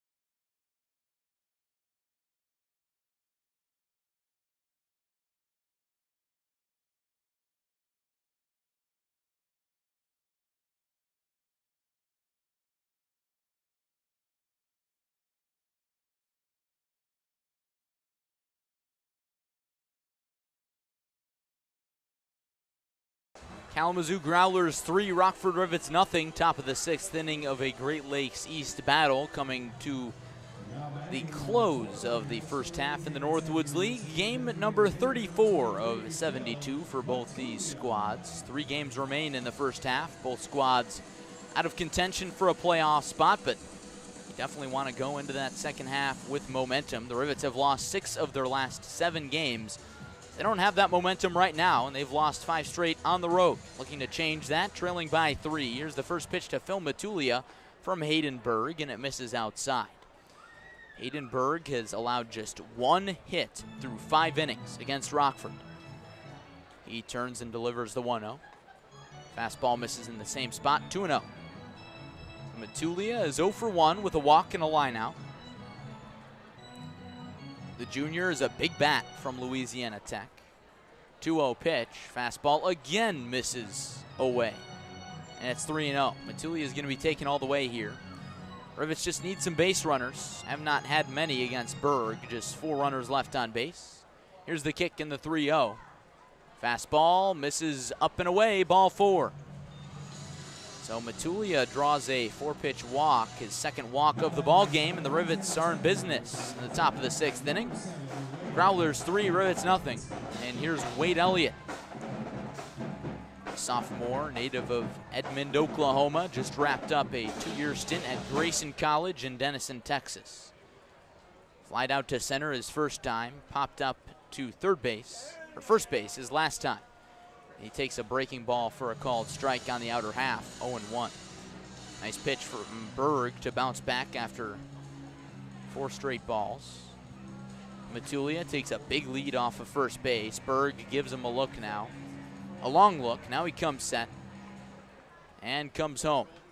Wade swings and fouls it straight back, and it's 0-2. Elliott was right on that pitch. He has struggled mightily as of late. He's just 1 for his last 14, including 0 for 2 tonight. I asked him about that, and he said, every season it seems like I start to take a dip in the middle of the season. Kick in the 0-2. Breaking ball misses outside. Elliott lays off. Checked his swing up, and it's 1-2. And it's a bit of a mental block for Wade, who started the season as consistent as could be for Rivets manager JT Scarra. He's the only remaining position player from the opening day lineup. Quick check on Phil Matulia on first base. He dives back safely. It's a good move from Berg. An aggressive lead from Matulia, but got in by a hair.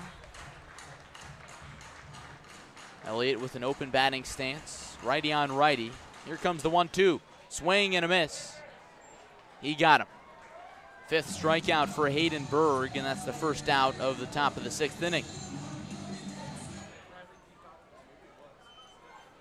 Berg has looked really sharp tonight in a pitcher's duel between Great Lakes East rivals. Growlers currently out in front 3-0 on 2 home runs. 2-run shot from Nolan McCarthy in the 4th and a solo blast in the 1st from Damon Lux. The first pitch to Daniel Cantu, big wave and a miss. And the count is 0-1. Cantu is 0 for 2 with a fly out and a looking strikeout. Redshirt freshman from USF has reached safely in all of his 10 games as a Rivet entering tonight. Kick in the 0-1. Breaking ball splits the plate, taken for strike 2. In his last outing, Haydenberg was really solid through 4 innings and then completely blew up in the 5th inning after not allowing a hit through 4. Allowed 5 innings, or 5 runs to Kenosha in the 5th. The 0-2 fastball misses high, but no signs of slowing down against the Rivets here tonight. It's got to be discouraging for Rockford. There's a little bit of tossing going on down in the Growlers bullpen. As for the Rivets, full action. Brad Dubuque getting loose. The set and the 1-2 to Cantu. Breaking ball misses outside. It's back even. The bullpen has proved to be a weakness for the Growlers. The Rivets would like to get to that sooner rather than later. Berg just at 89 pitches. The kick in the 2-2. Fastball lined to second base. David Coppage makes the snag. And that's out number 2. So after a leadoff walk to Phil Matulia, Berg has gotten back-to-back batters. Now it comes down to Jared Cushing. Cushing 1 for 2 as the Rivets' only hit, or one of 2 Rivets hits. Yeah, Rivets' only hit. Scratch that. That came back in the 2nd inning. Righty on righty, the first pitch. Fastball misses outside, and it's 1-0. Matulia still with a big lead off of first base, has made no motion to second. Doug Coe, the Rivets' third base coach, giving him the signs. Another check on Matulia, who dashes back to the bag. Matulia has 3 stolen bases this summer. Takes a hefty lead, and the 1-0 misses outside. Throw down, not in time from Devin Burks. And it's 2-0. As the Will Ferrell sketch from Saturday Night Live, Get on the Bag, plays. And for anybody who has not seen that, I actually watched that for the first time the other night. Hysterical. Here's the 2-0. Swing and pulled foul. Line drive up the third base side. And it's 1 strike and 2 balls, 2-1. Berg gets a new baseball, gazes in for the sign. Holds the baseball behind his back, comes set at the belt. And now the 2-1 offering. Fastball popped up to the right side, and that one will find the grandstand. Back even at 2-2. Ric Flair now plays on the video board, saying his signature woo. Fans are enthusiastically receptive to that. I'm sure the Growlers probably paid for that message using Cameo. Here's the 2-2 to Cushing, and he swings through a breaking ball in the dirt, and he's tagged out for the 3rd out of the 6th inning. So Hayden Berg has struck out 7 Rockford Rivets through 6 shutout innings, and the score holds Growlers 3, Rivets nothing, after 5.5 on the Rockford Rivets Baseball Network.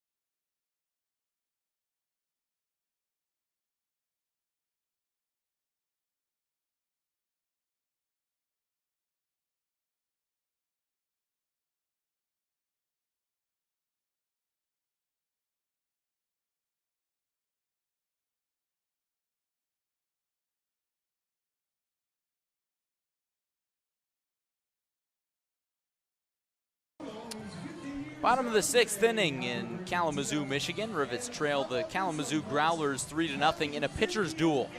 And Peyton Hutchings is back out for his 6th inning of work. The left-hander from the University of Illinois has allowed just 2 big blows in this one. 2 home runs, one off the bat of Damon Lux, a solo shot in the first, and then most recently a 2-run home run off the bat of Nolan McCarthy in the bottom of the 4th. That's how we got here, 3-zip. Rivets have not done anything against Hayden Berg. And here's the first pitch to David Coppage. A check swing, and it is 0-1, fastball that caught a piece of the zone. Coppage is 0 for 2, freshman from UVA. And now he takes a slurve outside. It's 1-1.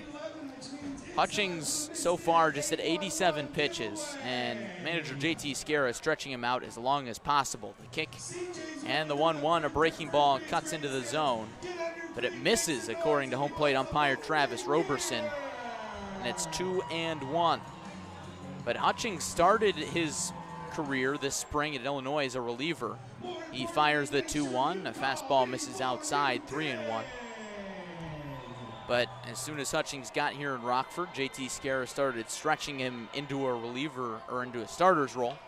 3-1, laced to third base, caught on a short hop by Wade Elliott. He throws to first in time for out number 1. It looked like Elliott caught that thing on a line, but it was just a short hop in front of his glove, and he quickly puts away Coppage. 1 down, bottom of the 6th inning. Bases empty for the 6th batter, Devin Burks, who singled and later scored on the home run from McCarthy back in the 4th inning. But Burks has reached twice tonight, once on a walk in the 2nd and then again on that single in the 4th. Left-handed pitcher, right-handed batter, and the first pitch. Fastball misses outside. 1-0. The crowd begins to go crazy for no apparent reason. Here's the 1-0, pulled foul. Looks like a employee is dancing around the grandstand, stomping, trying to get fans fired up, and it's working. Hutchings turns and delivers the 2-0. Breaking ball misses low, and it's 3-0.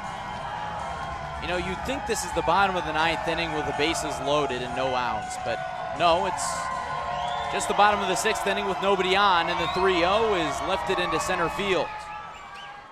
So Burke swings away, and Greg Ziegler camps under it and makes the grab for out number 2. 2 up, 2 down in the bottom of the 6th inning.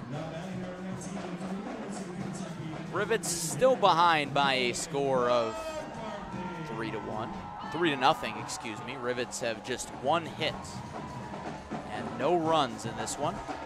Bases empty for Nolan McCarthy, who hit a 2-run home run to deep left field his last time up. Right-handed batter, left-handed pitcher. Hutchings turns and delivers the first pitch, and he pops up a bunt past the pitcher Hutchings. Elliott charges, throws, not in time to first base.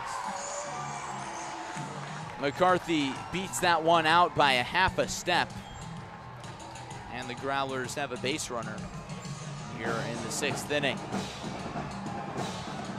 Both these squads out of contention for a first-half playoff spot. Now there's a runner on for Mr. Baseball in the state of Michigan, Luke Lido. Lido has 1 hit today, came back in the 4th inning. He's 1 for 2, had 2 hits yesterday. Lefty on lefty, Hutchings from the stretch, and the first pitch. Fastball misses outside, 1-0. The thing that has impressed me the most about Lido is his plate approach. You see high school senior on the roster and you think, oh, maybe he'll have some growing pains. Not so much. He looks so comfortable from the left side.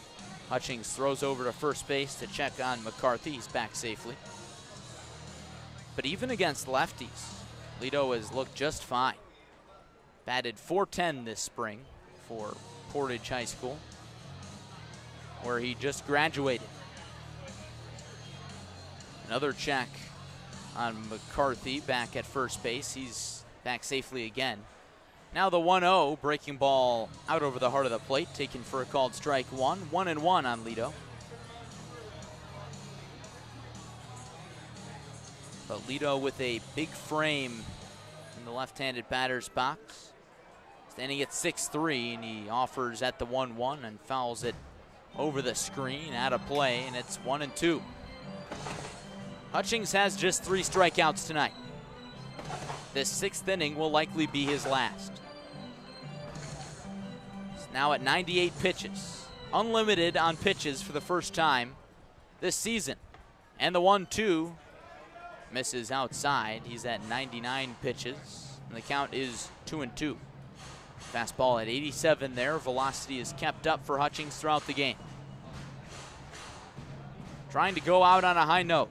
He sets at the belt. Here comes the 2-2. Fastball misses below the knees over the heart of the plate. And the count is full. Don Goods waits on deck. He's 1 for 2 with the double. The set and the payoff pitch. Breaking ball, swing and a miss. He got him. 3 strikeouts on the night for Peyton Hutchings.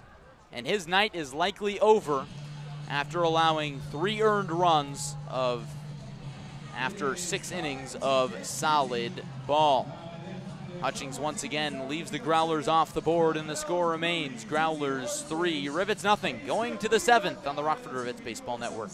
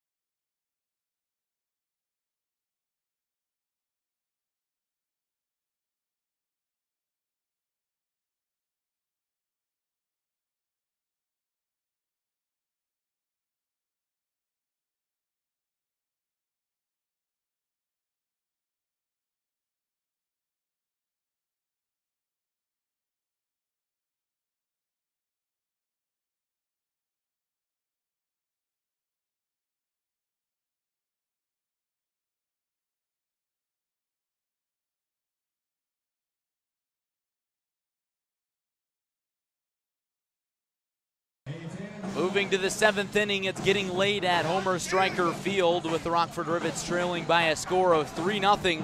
2 home runs are the difference in this one. A solo shot from Damon Lux in the first, and a 2-run blast from Nolan McCarthy in the 4th inning off of Peyton Hutchings, who went 6 solid innings for Rockford. Really his first solid start of the year in which he was really extended. Hayden Berg, the Kalamazoo starter, is out for a 7th inning of work. He's allowed no runs on just 1 hit.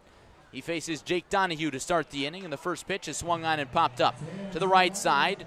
Going foul, Calarco ranges near the track and makes the grab a few steps in front of the foul ball fence.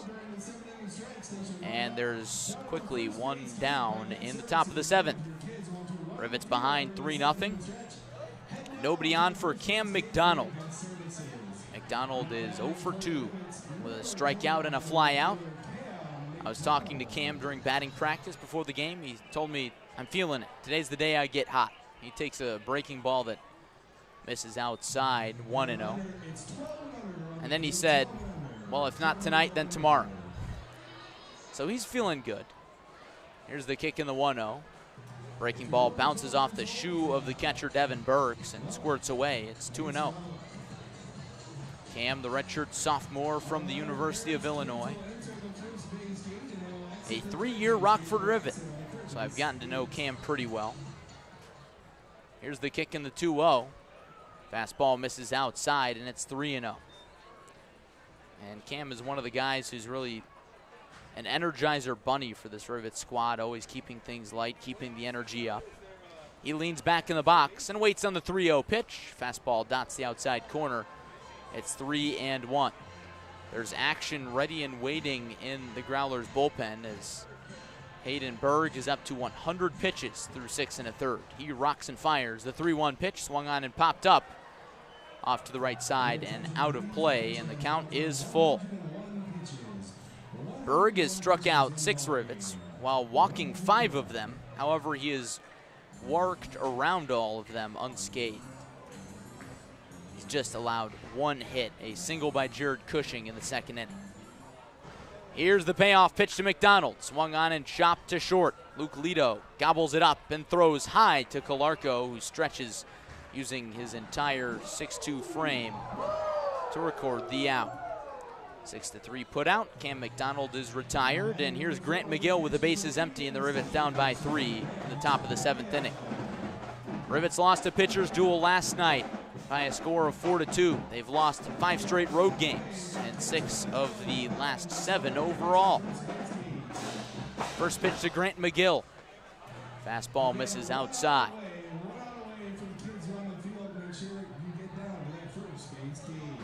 Berg has been dialed in all night, working quickly, especially from the windup. He kicks and delivers the 1-0. Breaking ball, nice pitch, taken for a called strike 1 on the inner half. Grant McGill 0 for 2 tonight with a ground out and a strikeout. Here's the 1-1.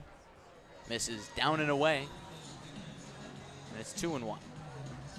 McGill rocking the long white socks with black and gold stirrups with the Rivets dark gray road jerseys with gold Rockford text across the front and gold numbers. The 2-1 fouled straight back into the screen that protects the press box. And now the count is 2-2. As for Kalamazoo, they're in their navy blue tops with powder blue pants, gold trim, and powder blue lettering and numbering. The 2-2, Bender misses low and away, and the count is run full. Berg looking to avoid a walk. Up to 107 pitches. He has been outstanding, twirling a gem. He kicks and fires the payoff pitch. McGill fouls it off. We'll do it again. The Growlers bullpen proved to be solid last night. It was just Taylor Parrott, who went 2 innings, allowed just 1 run, and then Braden Forsythe slammed the door and got the save with 2 strikeouts in the 9th. Rivets might face him again tonight. Berg gets the sign from Burks and comes home with another 3-2. It's chopped to shortstop. Lito fields on a hop, sidearms to first in time, and it's a 1-2-3, top of the 7th inning for Hayden Berg, and his night ends on a high note as he has shut out the Rivets through 7 innings. It's stretch time in Kalamazoo. It's 3-0 Growlers on the Rockford Rivets Baseball Network.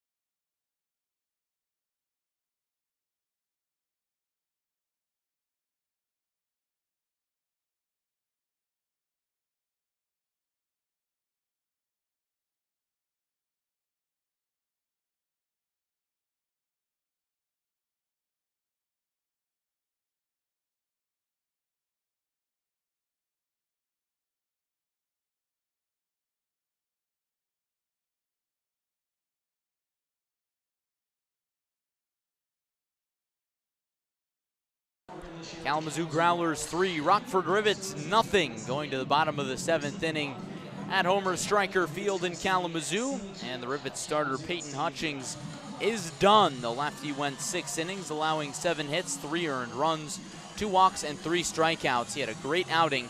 And now Brad Dubuque, the lefty sidearmer from Wright State, will come on in relief. Dubuque has been solid for the Rivets this season with an ERA of 1.72, 20 strikeouts to just 5 walks, and 3 total earned runs in 15 2/3 innings pitched. He made an appearance yesterday and went an inning and struck out 2. It was not a pretty 0 he tossed up, but no runs for the Growlers. He stranded the bases loaded in his inning of work, and today is his last day as a Rockford Rivet. He's just on a first-half contract. He's a native of Michigan, so he drove this trip by himself and will leave the team after tonight. So he looks to go back out with a bang as he'll face Don Goods, Anthony Calarco, and Brooks Coetzee, marking 9-1-2 in the Growlers order. And the first pitch to Goods, fastball that catches the outside part of the zone. It's 0-1. Don Goods, the sophomore from Northwest Ohio, is 1 for 2 with a double. Lefty on lefty. The kick in the pitch. Fastball runs inside, taken for ball 1. But Dubuque is so nasty from the left side. You can see why he's been so effective. It's just an angle that you don't see much. Lefty from 3/4 sidearm drops down and hurls it in there. The 1-1 is swung on and fouled off by Goods, and it's 1-2. Dubuque pitched a fair amount for Wright State, another team that made the College World Series. Pitched 15 innings this spring. The 1-2, swing and a miss, he got him. A nasty breaking ball, cutting away from the lefty Goods, and there's 1 down in the bottom of the 7th. First strikeout for Brad Dubuque in his first batter faced. And the bases are empty for Anthony Calarco. Rivets behind 3-0. Lefty on lefty again, and the first pitch to Calarco. Swing and a miss on a nasty slider that just vanished. Started out over the heart of the plate and then dove away from Calarco. And it's 0-1. Calarco, the redshirt sophomore from Northwestern, 1 for 3. Same pitch for Dubuque. This time Calarco lays off. He learned from it, and it's 1-1. Dubuque working from the stretch with nobody on base. Rubs his hands on his pants and now comes set at the letters. And here comes the 1-1. Slider, check swing from Calarco. He held up. The count is 2 balls and 1 strike. Dubuque stretches his arms out. It is a little humid in Kalamazoo tonight, probably resulting in a little extra perspiration for all the players involved tonight. Dubuque comes set and brings home the 2-1. Fastball just misses low and away, and it's 3-1. Two-batter Brooks Coetzee waits on deck. Coetzee is 0 for 2 with 2 ground outs and a hit by pitch. Dubuque not the biggest in size, but he's sure intimidating the lefties. Here's the 3-1, swinging a tapper up the first base line, foul, and the count is full. Dubuque standing at 5'11", 190, rocking a bushy mustache with his Rivets uniform. And now the payoff to Anthony Calarco. It's on the way, swinging a line drive up the middle, just goes past the pitcher Dubuque into center. And there's a 1-out base runner for the Growlers. Kalamazoo looking for some insurance to back up their pitcher Hayden Berg, who is in line for the victory after 7 scoreless, 1-hit innings against Rockford. Kalamazoo 3, Rivets nothing. Here's Brooks Coetzee with a runner on first base and 1 out. Left-handed pitcher, right-handed batter. Here's the first pitch. Fastball shot foul up the first base side, out of play over the grandstand. Beautiful evening for baseball in Kalamazoo. 81 degrees and sunny at game time. That temperature has dropped just a little bit, probably now around 78 degrees. Here's the 0-1. Fastball misses inside. Looked like it caught a piece of the plate, but no dice from the home plate umpire, Travis Roberson. And it's 1-1 on the Mahomet, Illinois native. Coates batting .375 entering tonight's action. The 1-1. Fastball dots the outer half, and it's 1-2. Dubuque, one of a few first-half contract players on the Rivets. Tyler Horvath is another one, so he will leave the team after their game on June 5th. Here's the 1-2, shot foul again up the first base side out of play.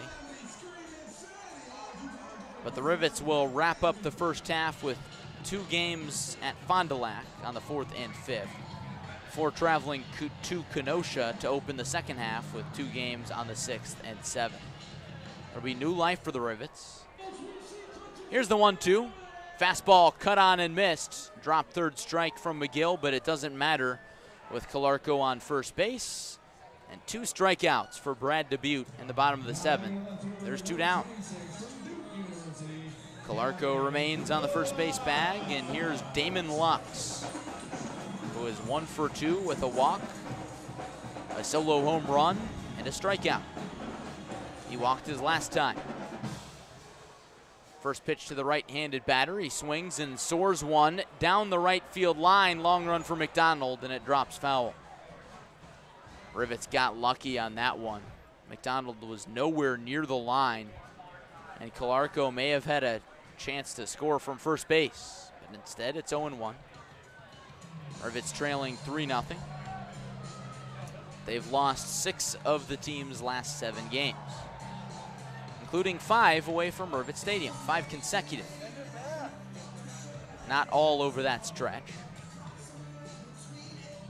but as the saying goes, good teams always win at home, but split on the road. You just got to play 500 away from your home stadium, and chances are you'll be in good contention.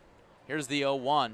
Nice off-speed pitch, splits the plate, and it's quickly 0-2. The Rivets are far from 500 on the road. They're just 5-11, while they are 9-8 at Rivet Stadium. So 500 at home, or a little over, and below 500 on the road. That's not going to get the job done. Pitch misses outside. The runner goes, throw down to second base. They got him by a mile. Grant McGill hoses Anthony Calarco trying to steal second base, and the inning comes to an end. Brad Dubuque faces the minimum in the bottom of the 7th and keeps the score 3-0 Kalamazoo after 7 on the Rockford Rivets Baseball Network.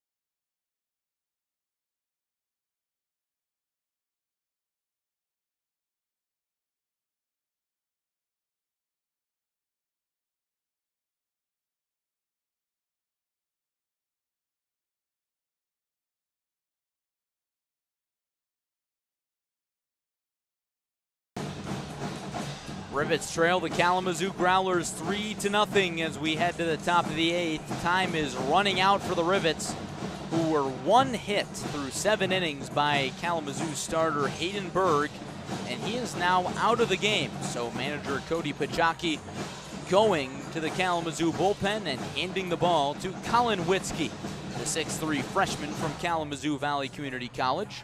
He owns an ERA of 6.35 in 11 1/3 innings, and he's pitched against the Rivets before, back on June 24th. He went 3 1/3 and did not allow a run while walking 2 and striking out 1. So he's had success against the Rivets before, and he will look to keep the game right here for the Growlers as they look to win their 3rd game in a row, back-to-back against the Rivets. Here's the first pitch to Greg Ziegler, the 9 batter. That's a fastball low at 91 miles per hour. Ball 1. Ziegler, the sophomore transferring from Missouri State, is 0 for 1 with a walk his last time. Rivets just need base runners. The kick in the 1-0. Misses outside, and it's 2-0. Witzke, a bit of a change of pace from Hayden Berg. Fastball zipping in there in the low 90s. Berg's fastball topped out in the high 80s. Here's the 2-0. Fastball catches a piece of the zone on the outer half, and it's 2-1. Sun beginning to fall on the western horizon off the first base line here at Homer Stryker Field. And here's Witzke's 2-1 delivery. Misses high to Ziegler, 3-1. A leadoff walk would be the ideal way to start this inning, or just a leadoff hit. Rivets need a base runner. Just 1 hit for them. Here's the 3-1. Misses outside, excuse me, that's strike 2. Looked like that pitch was gonna be well outside, but it got a piece of the zone according to home plate umpire Travis Roberson. And the count is run full at 3 balls and 2 strikes. Here's the kick and the payoff, swinging a tapper to second base. David Coppage fields and throws in time for out number 1 to start the top of inning number 8. Rivets trailing 3-0. A pitcher's duel by definition here. Rivets with no runs, Growlers with 3, all coming on home runs off of Peyton Hutchings, who was outdone a little bit by Hayden Berg, his fellow starter, but Hutchings went 6 innings, allowing just those 3 earned runs. Here's Josue Urdaneta. First pitch to the left-handed batter. Fastball catches a piece of the zone right at the knees. It's 0-1.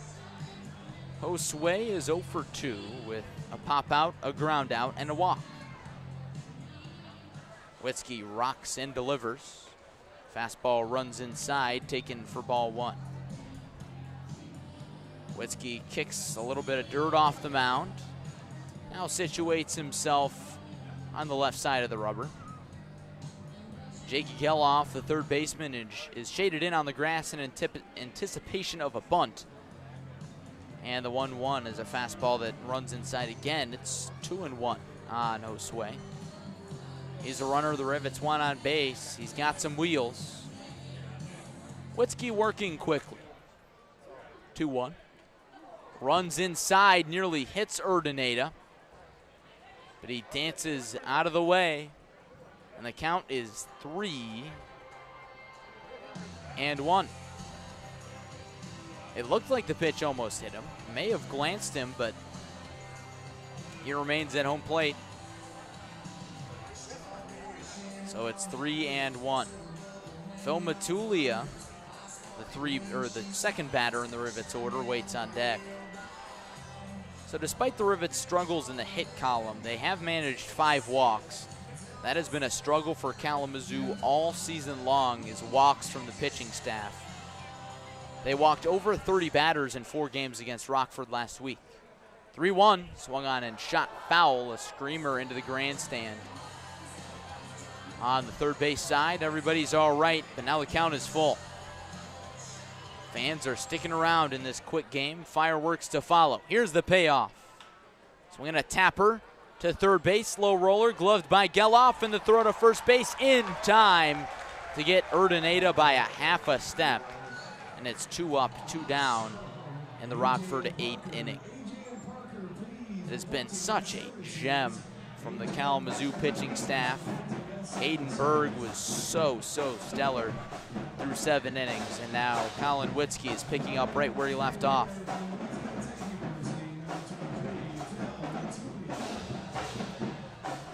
Here's Phil Matulia, who has 2 walks and a lineout.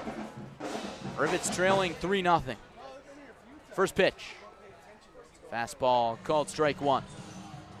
Great atmosphere in Kalamazoo. Last night we got an attendance over 2,000. Tonight, I think it'll be over 2,500 on this Saturday night, 4th of July weekend. Here's the 0-1 to Matulia. Runs inside, he leans away from it, and it's 1-1. Great Lakes East rivals doing battle. 3 games remaining in the first half. Both these teams out of playoff contention. In the first half at least. Matulia grounds one up the middle and through past the reaching David Coppage. And that's the Rivets' 2nd hit of the ball game here in the 8th inning. Matulia's first base hit of the day. He's now reached 3 of 4 times. And the inning extends for Wade Elliott. Rivets need a run or a few runs before it's too late. 3-zip Growlers. Wade Elliott is 0 for 3. Struck out his last time, righty on righty in the first pitch. Tailing breaking ball clips the outside part of the zone, 0-1. Nobody up in the Rivets bullpen. Brad Dubutte will be back out for a 2nd inning of work. Whereas the Growlers have somebody working. Maybe one of their closers. The set and the 0-1. Same pitch, same results. Slider taken for strike 2 on the outer half. 0-2 on Wade Elliott. Elliott now 1 for his last 15. Was 0 for 1 with a pinch hit performance yesterday. The set and the 2-0. And the 0-2, excuse me. Big difference there. And that pitch misses outside, and now it's 1-2. Maybe optimistic thinking on my part. Witzke has been all around the zone, has not missed much. Here's the set. And the delivery. Swinging a little flare to second base. Coppage charges and catches it waist high. And the inning is over. So Phil Matulia is stranded on first base. As we go to the bottom of the 8th, the score remains Kalamazoo Growlers 3, Rockford Rivets 0 on the Rockford Rivets Baseball Network.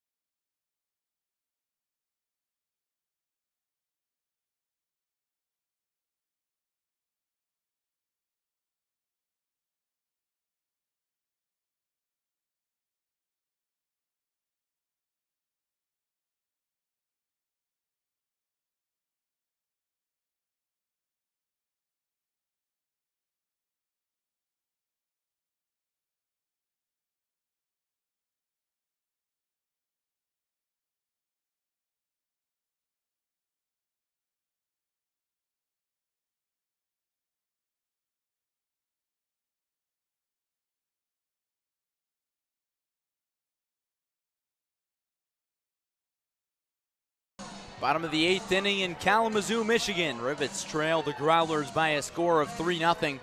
2 home runs doing the damage in this one off of Rivet starter Peyton Hutchings, a solo home run by Damon Lux in the first, and a 2-run blast by Nolan McCarthy in the 4th inning. That's the story, that's all. The Rivets have just 2 hits in this one.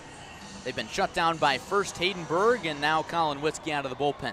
Brad Dubuque out for another inning of work, and he deals the first pitch to Damon Lux, and he pops it up into right field, shallow and playable for McDonald, and he puts the squeeze on it for out number 1.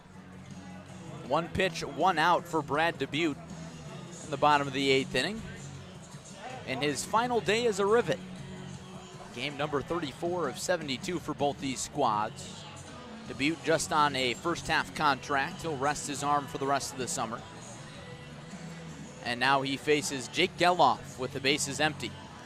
Geloff is 0 for 3. Left-handed pitcher, right-handed batter. And the first pitch splits the plate, taken for strike 1. Dubuque has such a tough angle from the left side. Really tough on lefties, but even so on righties. Fastball running in on the hands. And the next pitch misses downstairs.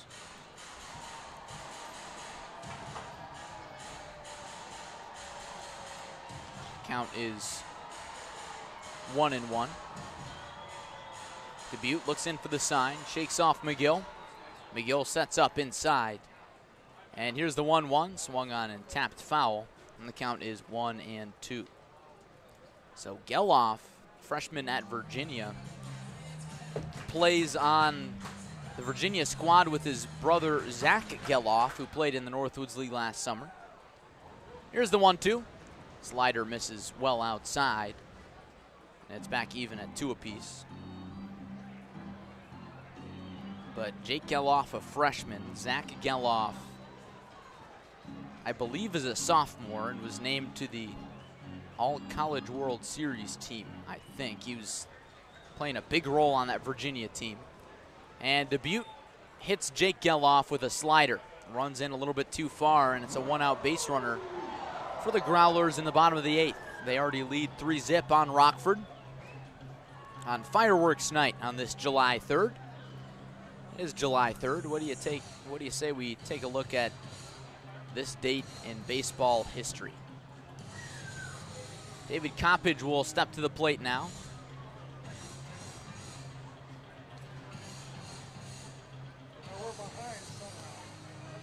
Devin Burks. I believe the Growlers have batted out of order. We've just discovered this. The Growlers have batted out of order. The first pitch to Burks is chopped foul. So Damon Lux was supposed to start this inning, and he did not. He was at the plate and was, when the inning ended, with a caught stealing. And Lux did not go back up to the plate.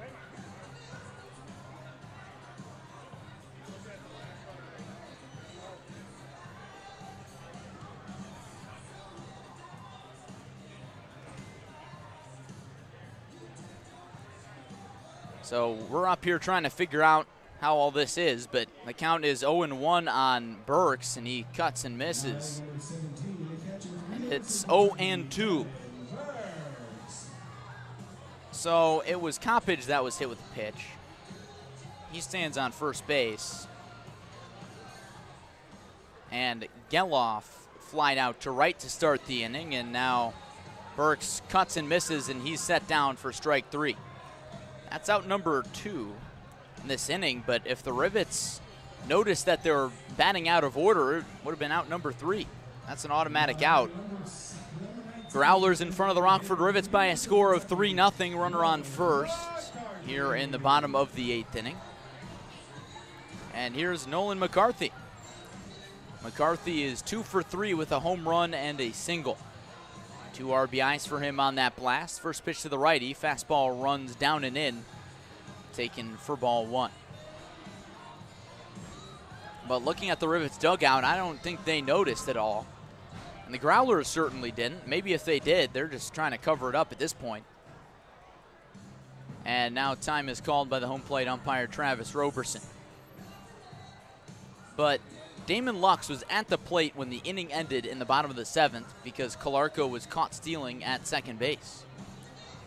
Wild to see this. Nobody's noticed except us, apparently. Here's the set and the 1-0. It misses inside again, and it's 2-0.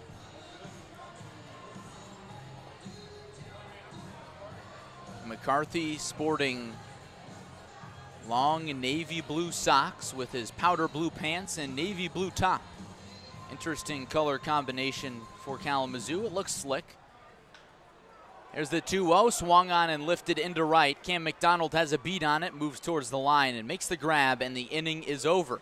So the Growlers bat out of order, but no harm done as Brad Dubuque works a scoreless bottom of the 8th inning. Last chance for the Rockford Rivets coming up. They're down to their final 3 outs, going to the 9th.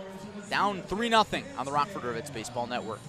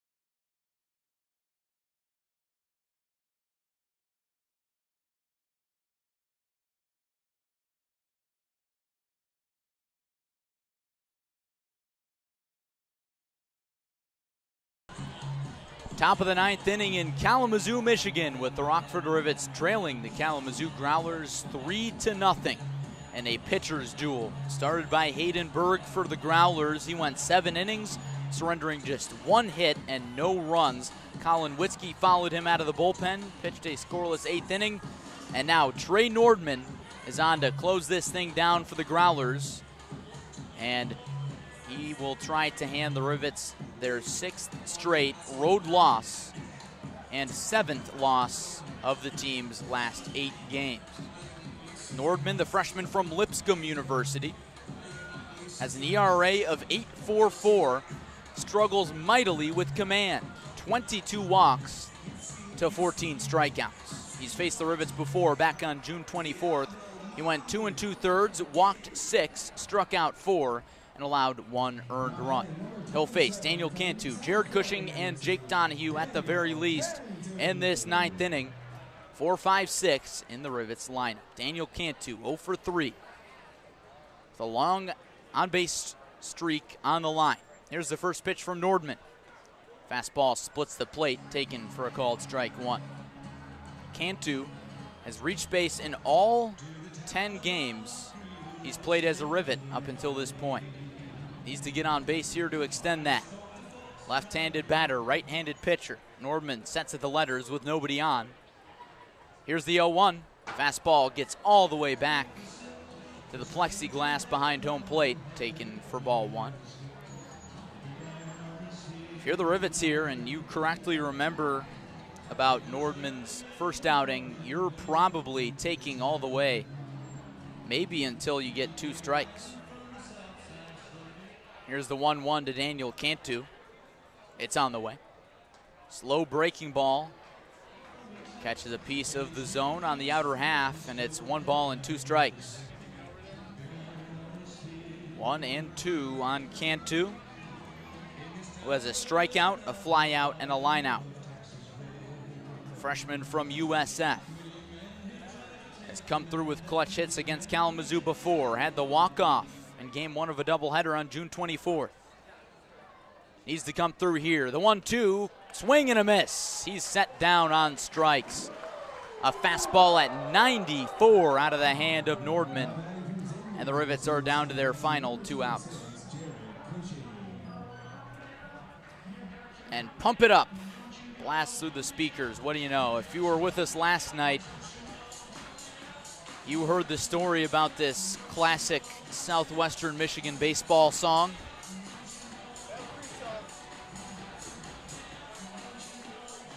And here's Jared Cushing with 1 down, top of the 9th, nobody on. Cushing is 1 for 3 with one of the Rivets' 2 hits and 2 strikeouts. First pitch to him, a breaking ball misses in the dirt. It's 1-0. But the Bombers of Battle Creek started the tradition of playing this song in the 9th inning of every game when the Bombers were on the verge of victory. Either in the bottom of the 9th trying to come back or in the top of the 9th trying to shut it down. And now the Growlers do it. Here's the 1-0 to Cushing. Fastball splits the plate at 92. It's 1-1. But it's quite the scene on top of the first base dugout right now. There are 3 Growlers players sitting on top of the dugout. One of them has a chair, and he's lifting it up and down over his head. Trying to pump up Trey Nordman. Right-handed arm in for the Growlers. He sets at the letters, and time is called by Cushing. With Cushing's 2nd inning single, he has now reached base in 21 of his last 22 games played. Model of consistency in terms of that, his batting average around 230. Long pause, and now the 1-1. Breaking ball misses well outside. It's 2-1. Tommy Benson waits on deck as a pinch hitter for Jake Donahue. So Benson did not get the start today for the first time in his 3-game stint with Rockford. Pause and the 2-1. Fastball misses outside, and the count is 3-1 on Cushing. A base runner really turns up the pressure in this game. Still very close. Rivets trail 3-0. Top of the 9th. Great Lakes East rivals trying to finish on high notes at the end of the first half here. 3 games remain. The 3-1 misses way outside, and that's ball 4 to Jared Cushing. The Rivets have a base runner in the top of the 9th. And now Tommy Benson will step to the plate. Benson, a switch hitter. The redshirt freshman from Triton College will bat from the left side here against the hard-throwing righty Nordman. Benson comes in to hit for Jake Donahue, who was 0 for 2 with a walk.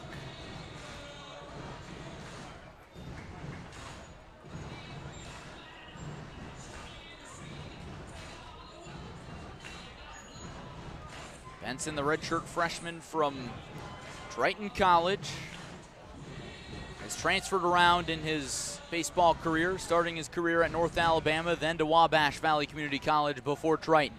First pitch to the lefty. He turns away from a fastball, and it's 1-0.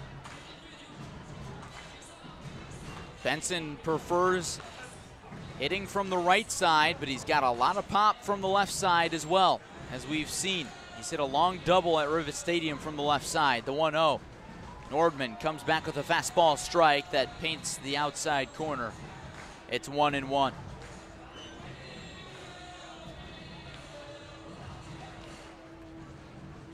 Crowd getting pumped up to some Queen. Nordman sets at the letters. Here comes the 1-1. Fastball misses up and away. A good pitch from Nordman outside of the zone though. And it's 2-1. The long and lanky righty has struggled with command all season long. We'll see if he can gift the Rivets some comeback runs. Next pitch runs inside. Benson jumps out of the way. And now the count is 3-1. Jared Cushing already on first after a walk. Tommy Benson a pitch away from drawing a free pass. Nobody up in the Growlers bullpen.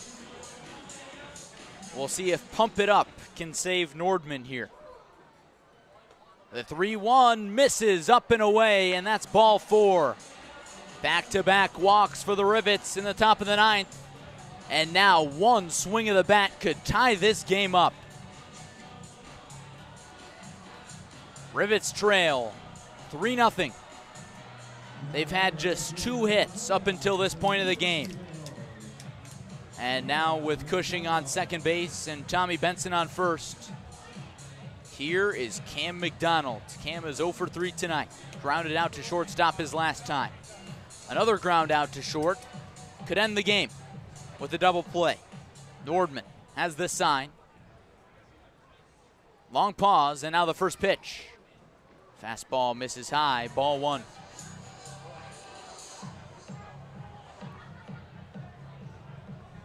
McDonald has 7 RBIs this summer. And now time is called as Joey Romans, the pitching coach, comes out for Kalamazoo. And now action will start stirring in the Growlers bullpen. Last night the Rivets saw the Growlers closer, Braden Forsythe, and he picked up his 4th save of the summer against the Screws in a 4-2 Growlers victory. A win would get the Growlers to 3 victories in a row. The Rivets, on the other hand, have dropped 6 of 7 games. And this is just game 2 of a 6-game road trip. Rockford has lost 5 straight away from Rivet Stadium. Nordman lets the arm hang, similar to Craig Kimbrell. And now sets at the letters in a closed stance. Here's the 1-0. Fastball, swing and a miss. He blew it by McDonald.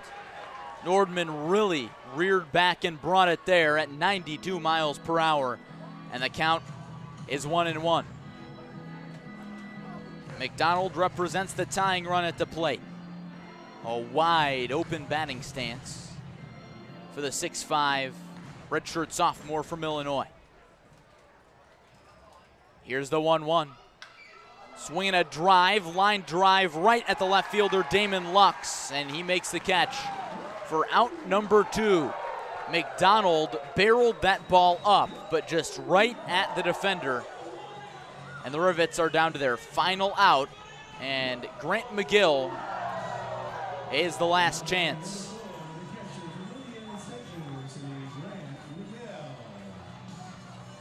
If there was a play to sum up Cam McDonald's season in one swing, it would be that.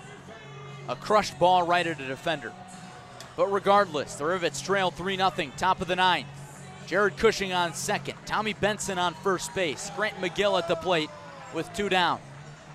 A raucous crowd of over 2,000 ready to get fired up. And the first pitch to Grant McGill misses inside at 93 miles per hour. Now correct me, I said fired up. Maybe I should have said pumped up. Many fans in both grandstands are on their feet. Here's the 1-0.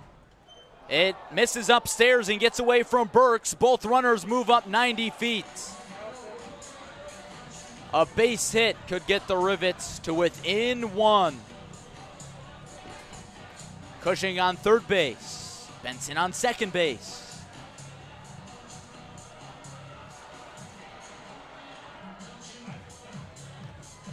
Can you imagine what a comeback victory would do for this Rivets team that is on the schneid. Trey Nordman looks in for the sign. And now he fires the 2-0 pitch to McGill. He takes down and away. Ball 3. It's 3-0 on the Rockford catcher. Tyler Hawkins, a pinch hitter, waits on deck.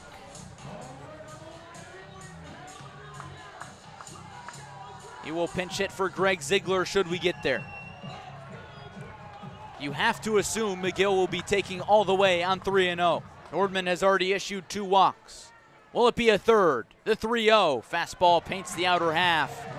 McGill didn't like the call. And now it's 3-1.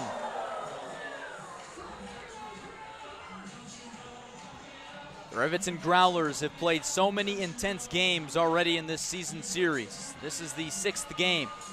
Growlers looking for their 2nd victory in the season series.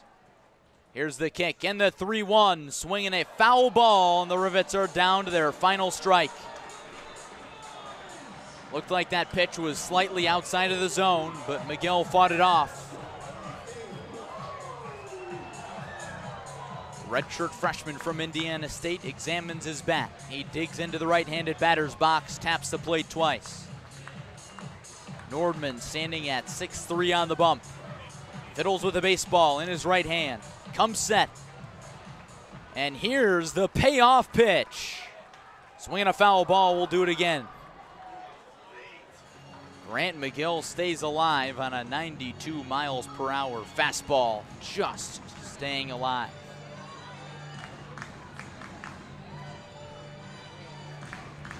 The Rivets walked off the Growlers twice in the same day back on June 24th. Can they come through with more late heroics, this time at Homer Stryker Field in Kalamazoo? Grant McGill needs to extend this game. It's a full count. Here's another payoff pitch from Trey Nordman. It's on the way. Swinging another foul ball over the grandstand. McGill was behind the fastball again. Nothing but fastballs these last few pitches from Trey Nordman. And we will have another 3-2. Players still on top of the Growlers dugout, jumping up and down, trying to fire up the fans.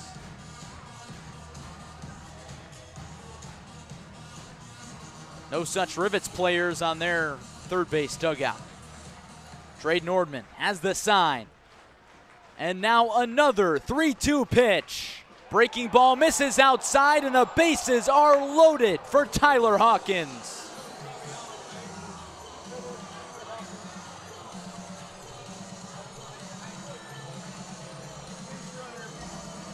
And now Brody Harding is going to come on as a pinch runner for Grant McGill, representing the tying run at first base.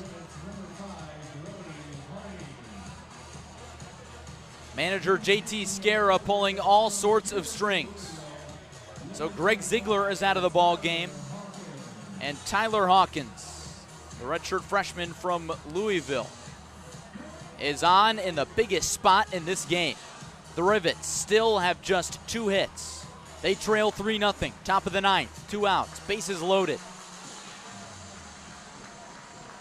And Hawkins, one of the Rivets' best hitters all season long, with a .284 batting average and 14 runs batted in, climbs in the right-handed batter's box. Righty on righty, power on power. Nordman gazes in for the sign.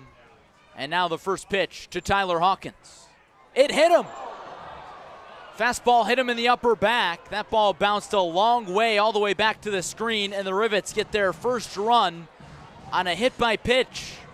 Jared Cushing comes in to score.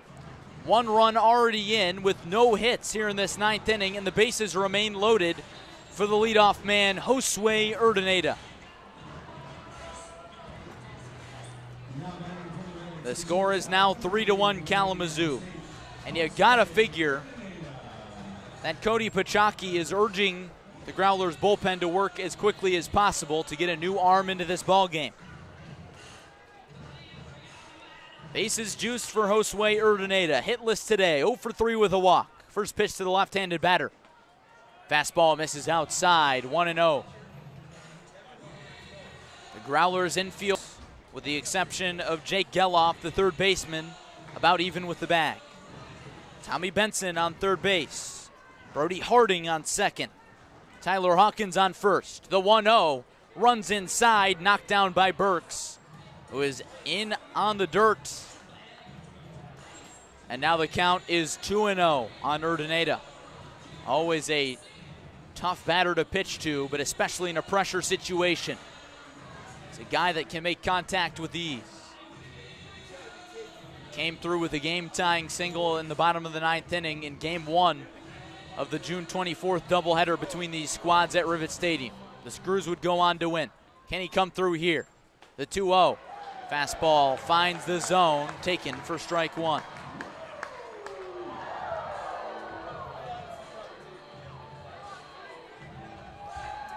Nordman gets the baseball back, sets quickly. Now the 2-1 offering. Fastball misses outside. It's 3-1. He's one more mistake away from allowing another run. Rivets closer Tucker Shalley warming and stretching in the left field bullpen. Here's the 3-1, swinging a grounder to first base. Calarco gathers, throws to Nordman, who covers the bag in time, and the ball game is over. The Rivets strand the bases loaded in the top of the ninth. One run comes in to score on a hit by pitch, but that is all. Trey Nordman gets the fans on the edge of their seats, but at the end of the day, he gets the job done and nails down the save, and Kalamazoo beats the Rivets 3-1. Back-to-back victories for the Growlers over Rockford. The Rivets have now lost 6 straight road games and 7 of their last 8. We'll be back with the totals and to wrap it up after this on the Rockford Rivets Baseball Network.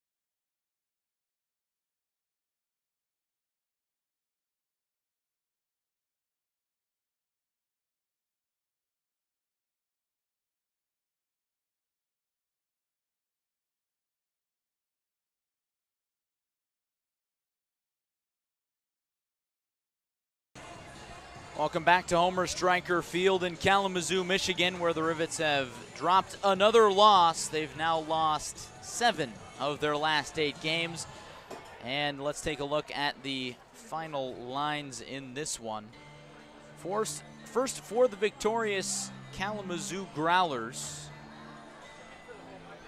they come through with 3 runs on 8 hits, no errors, and 5 runners left on base. For the Rockford Rivets, 1 run on 2 hits, 1 error, and 9 left. The pitchers of record in this ball game, Hayden Berg picks up the victory after going a very strong 7 innings, allowing just 1 hit, no runs, 5 walks, and 6 strikeouts. Peyton Hutchings gets the tough luck loss. He went 6 innings, allowed 7 hits, 3 earned runs, all coming on home runs. A solo home run in the first off the bat of Damon Lux, and then a 2-run home run from Nolan McCarthy in the bottom of the 4th. Turned out to be the difference. And Hutchings walked 2 batters and struck out 3. And he picks up his 2nd loss of the season to fall to 0-2. Trey Nordman gets the save. The Rivets and Growlers wrapping this one up in 2 hours and 23 minutes in front of a raucous crowd of 3,310. The largest crowd that the Rivets have played in front of this season here on July 3rd. And with just 2 games remaining in the first half, the Rivets have fallen to 14-20, a season low, 6 games below 500, while the Growlers improve to the same record, 14-20. So these squads will be tied in the Great Lakes East standings. Both teams out of contention for a first half playoff spot, but of course you always want that momentum moving into the second half so you can bounce back. But the Rivets will need to right the ship here quick. They will finish the first half with 2 games in Fond du Lac, Wisconsin against the Dock Spiders starting tomorrow on July 4th at 5:05 Central Time. I'll have the call for you right here on the Rockford Rivets Baseball Network. While the Growlers will finish the first half here with 2 games against the Traverse City Pittsbitters. And I'm sure they'll draw even more big crowds as this 4th of July weekend continues. So that about does it for Homer Stryker Field in Kalamazoo, Michigan tonight. The Rivets drop both games of a 2-game series with the Growlers, and tonight the final score is Growlers 3, Rockford Rivets 1. This is Larry Larson saying so long, and thank you for listening. We'll talk to you tomorrow in Fond du Lac. So long, everybody.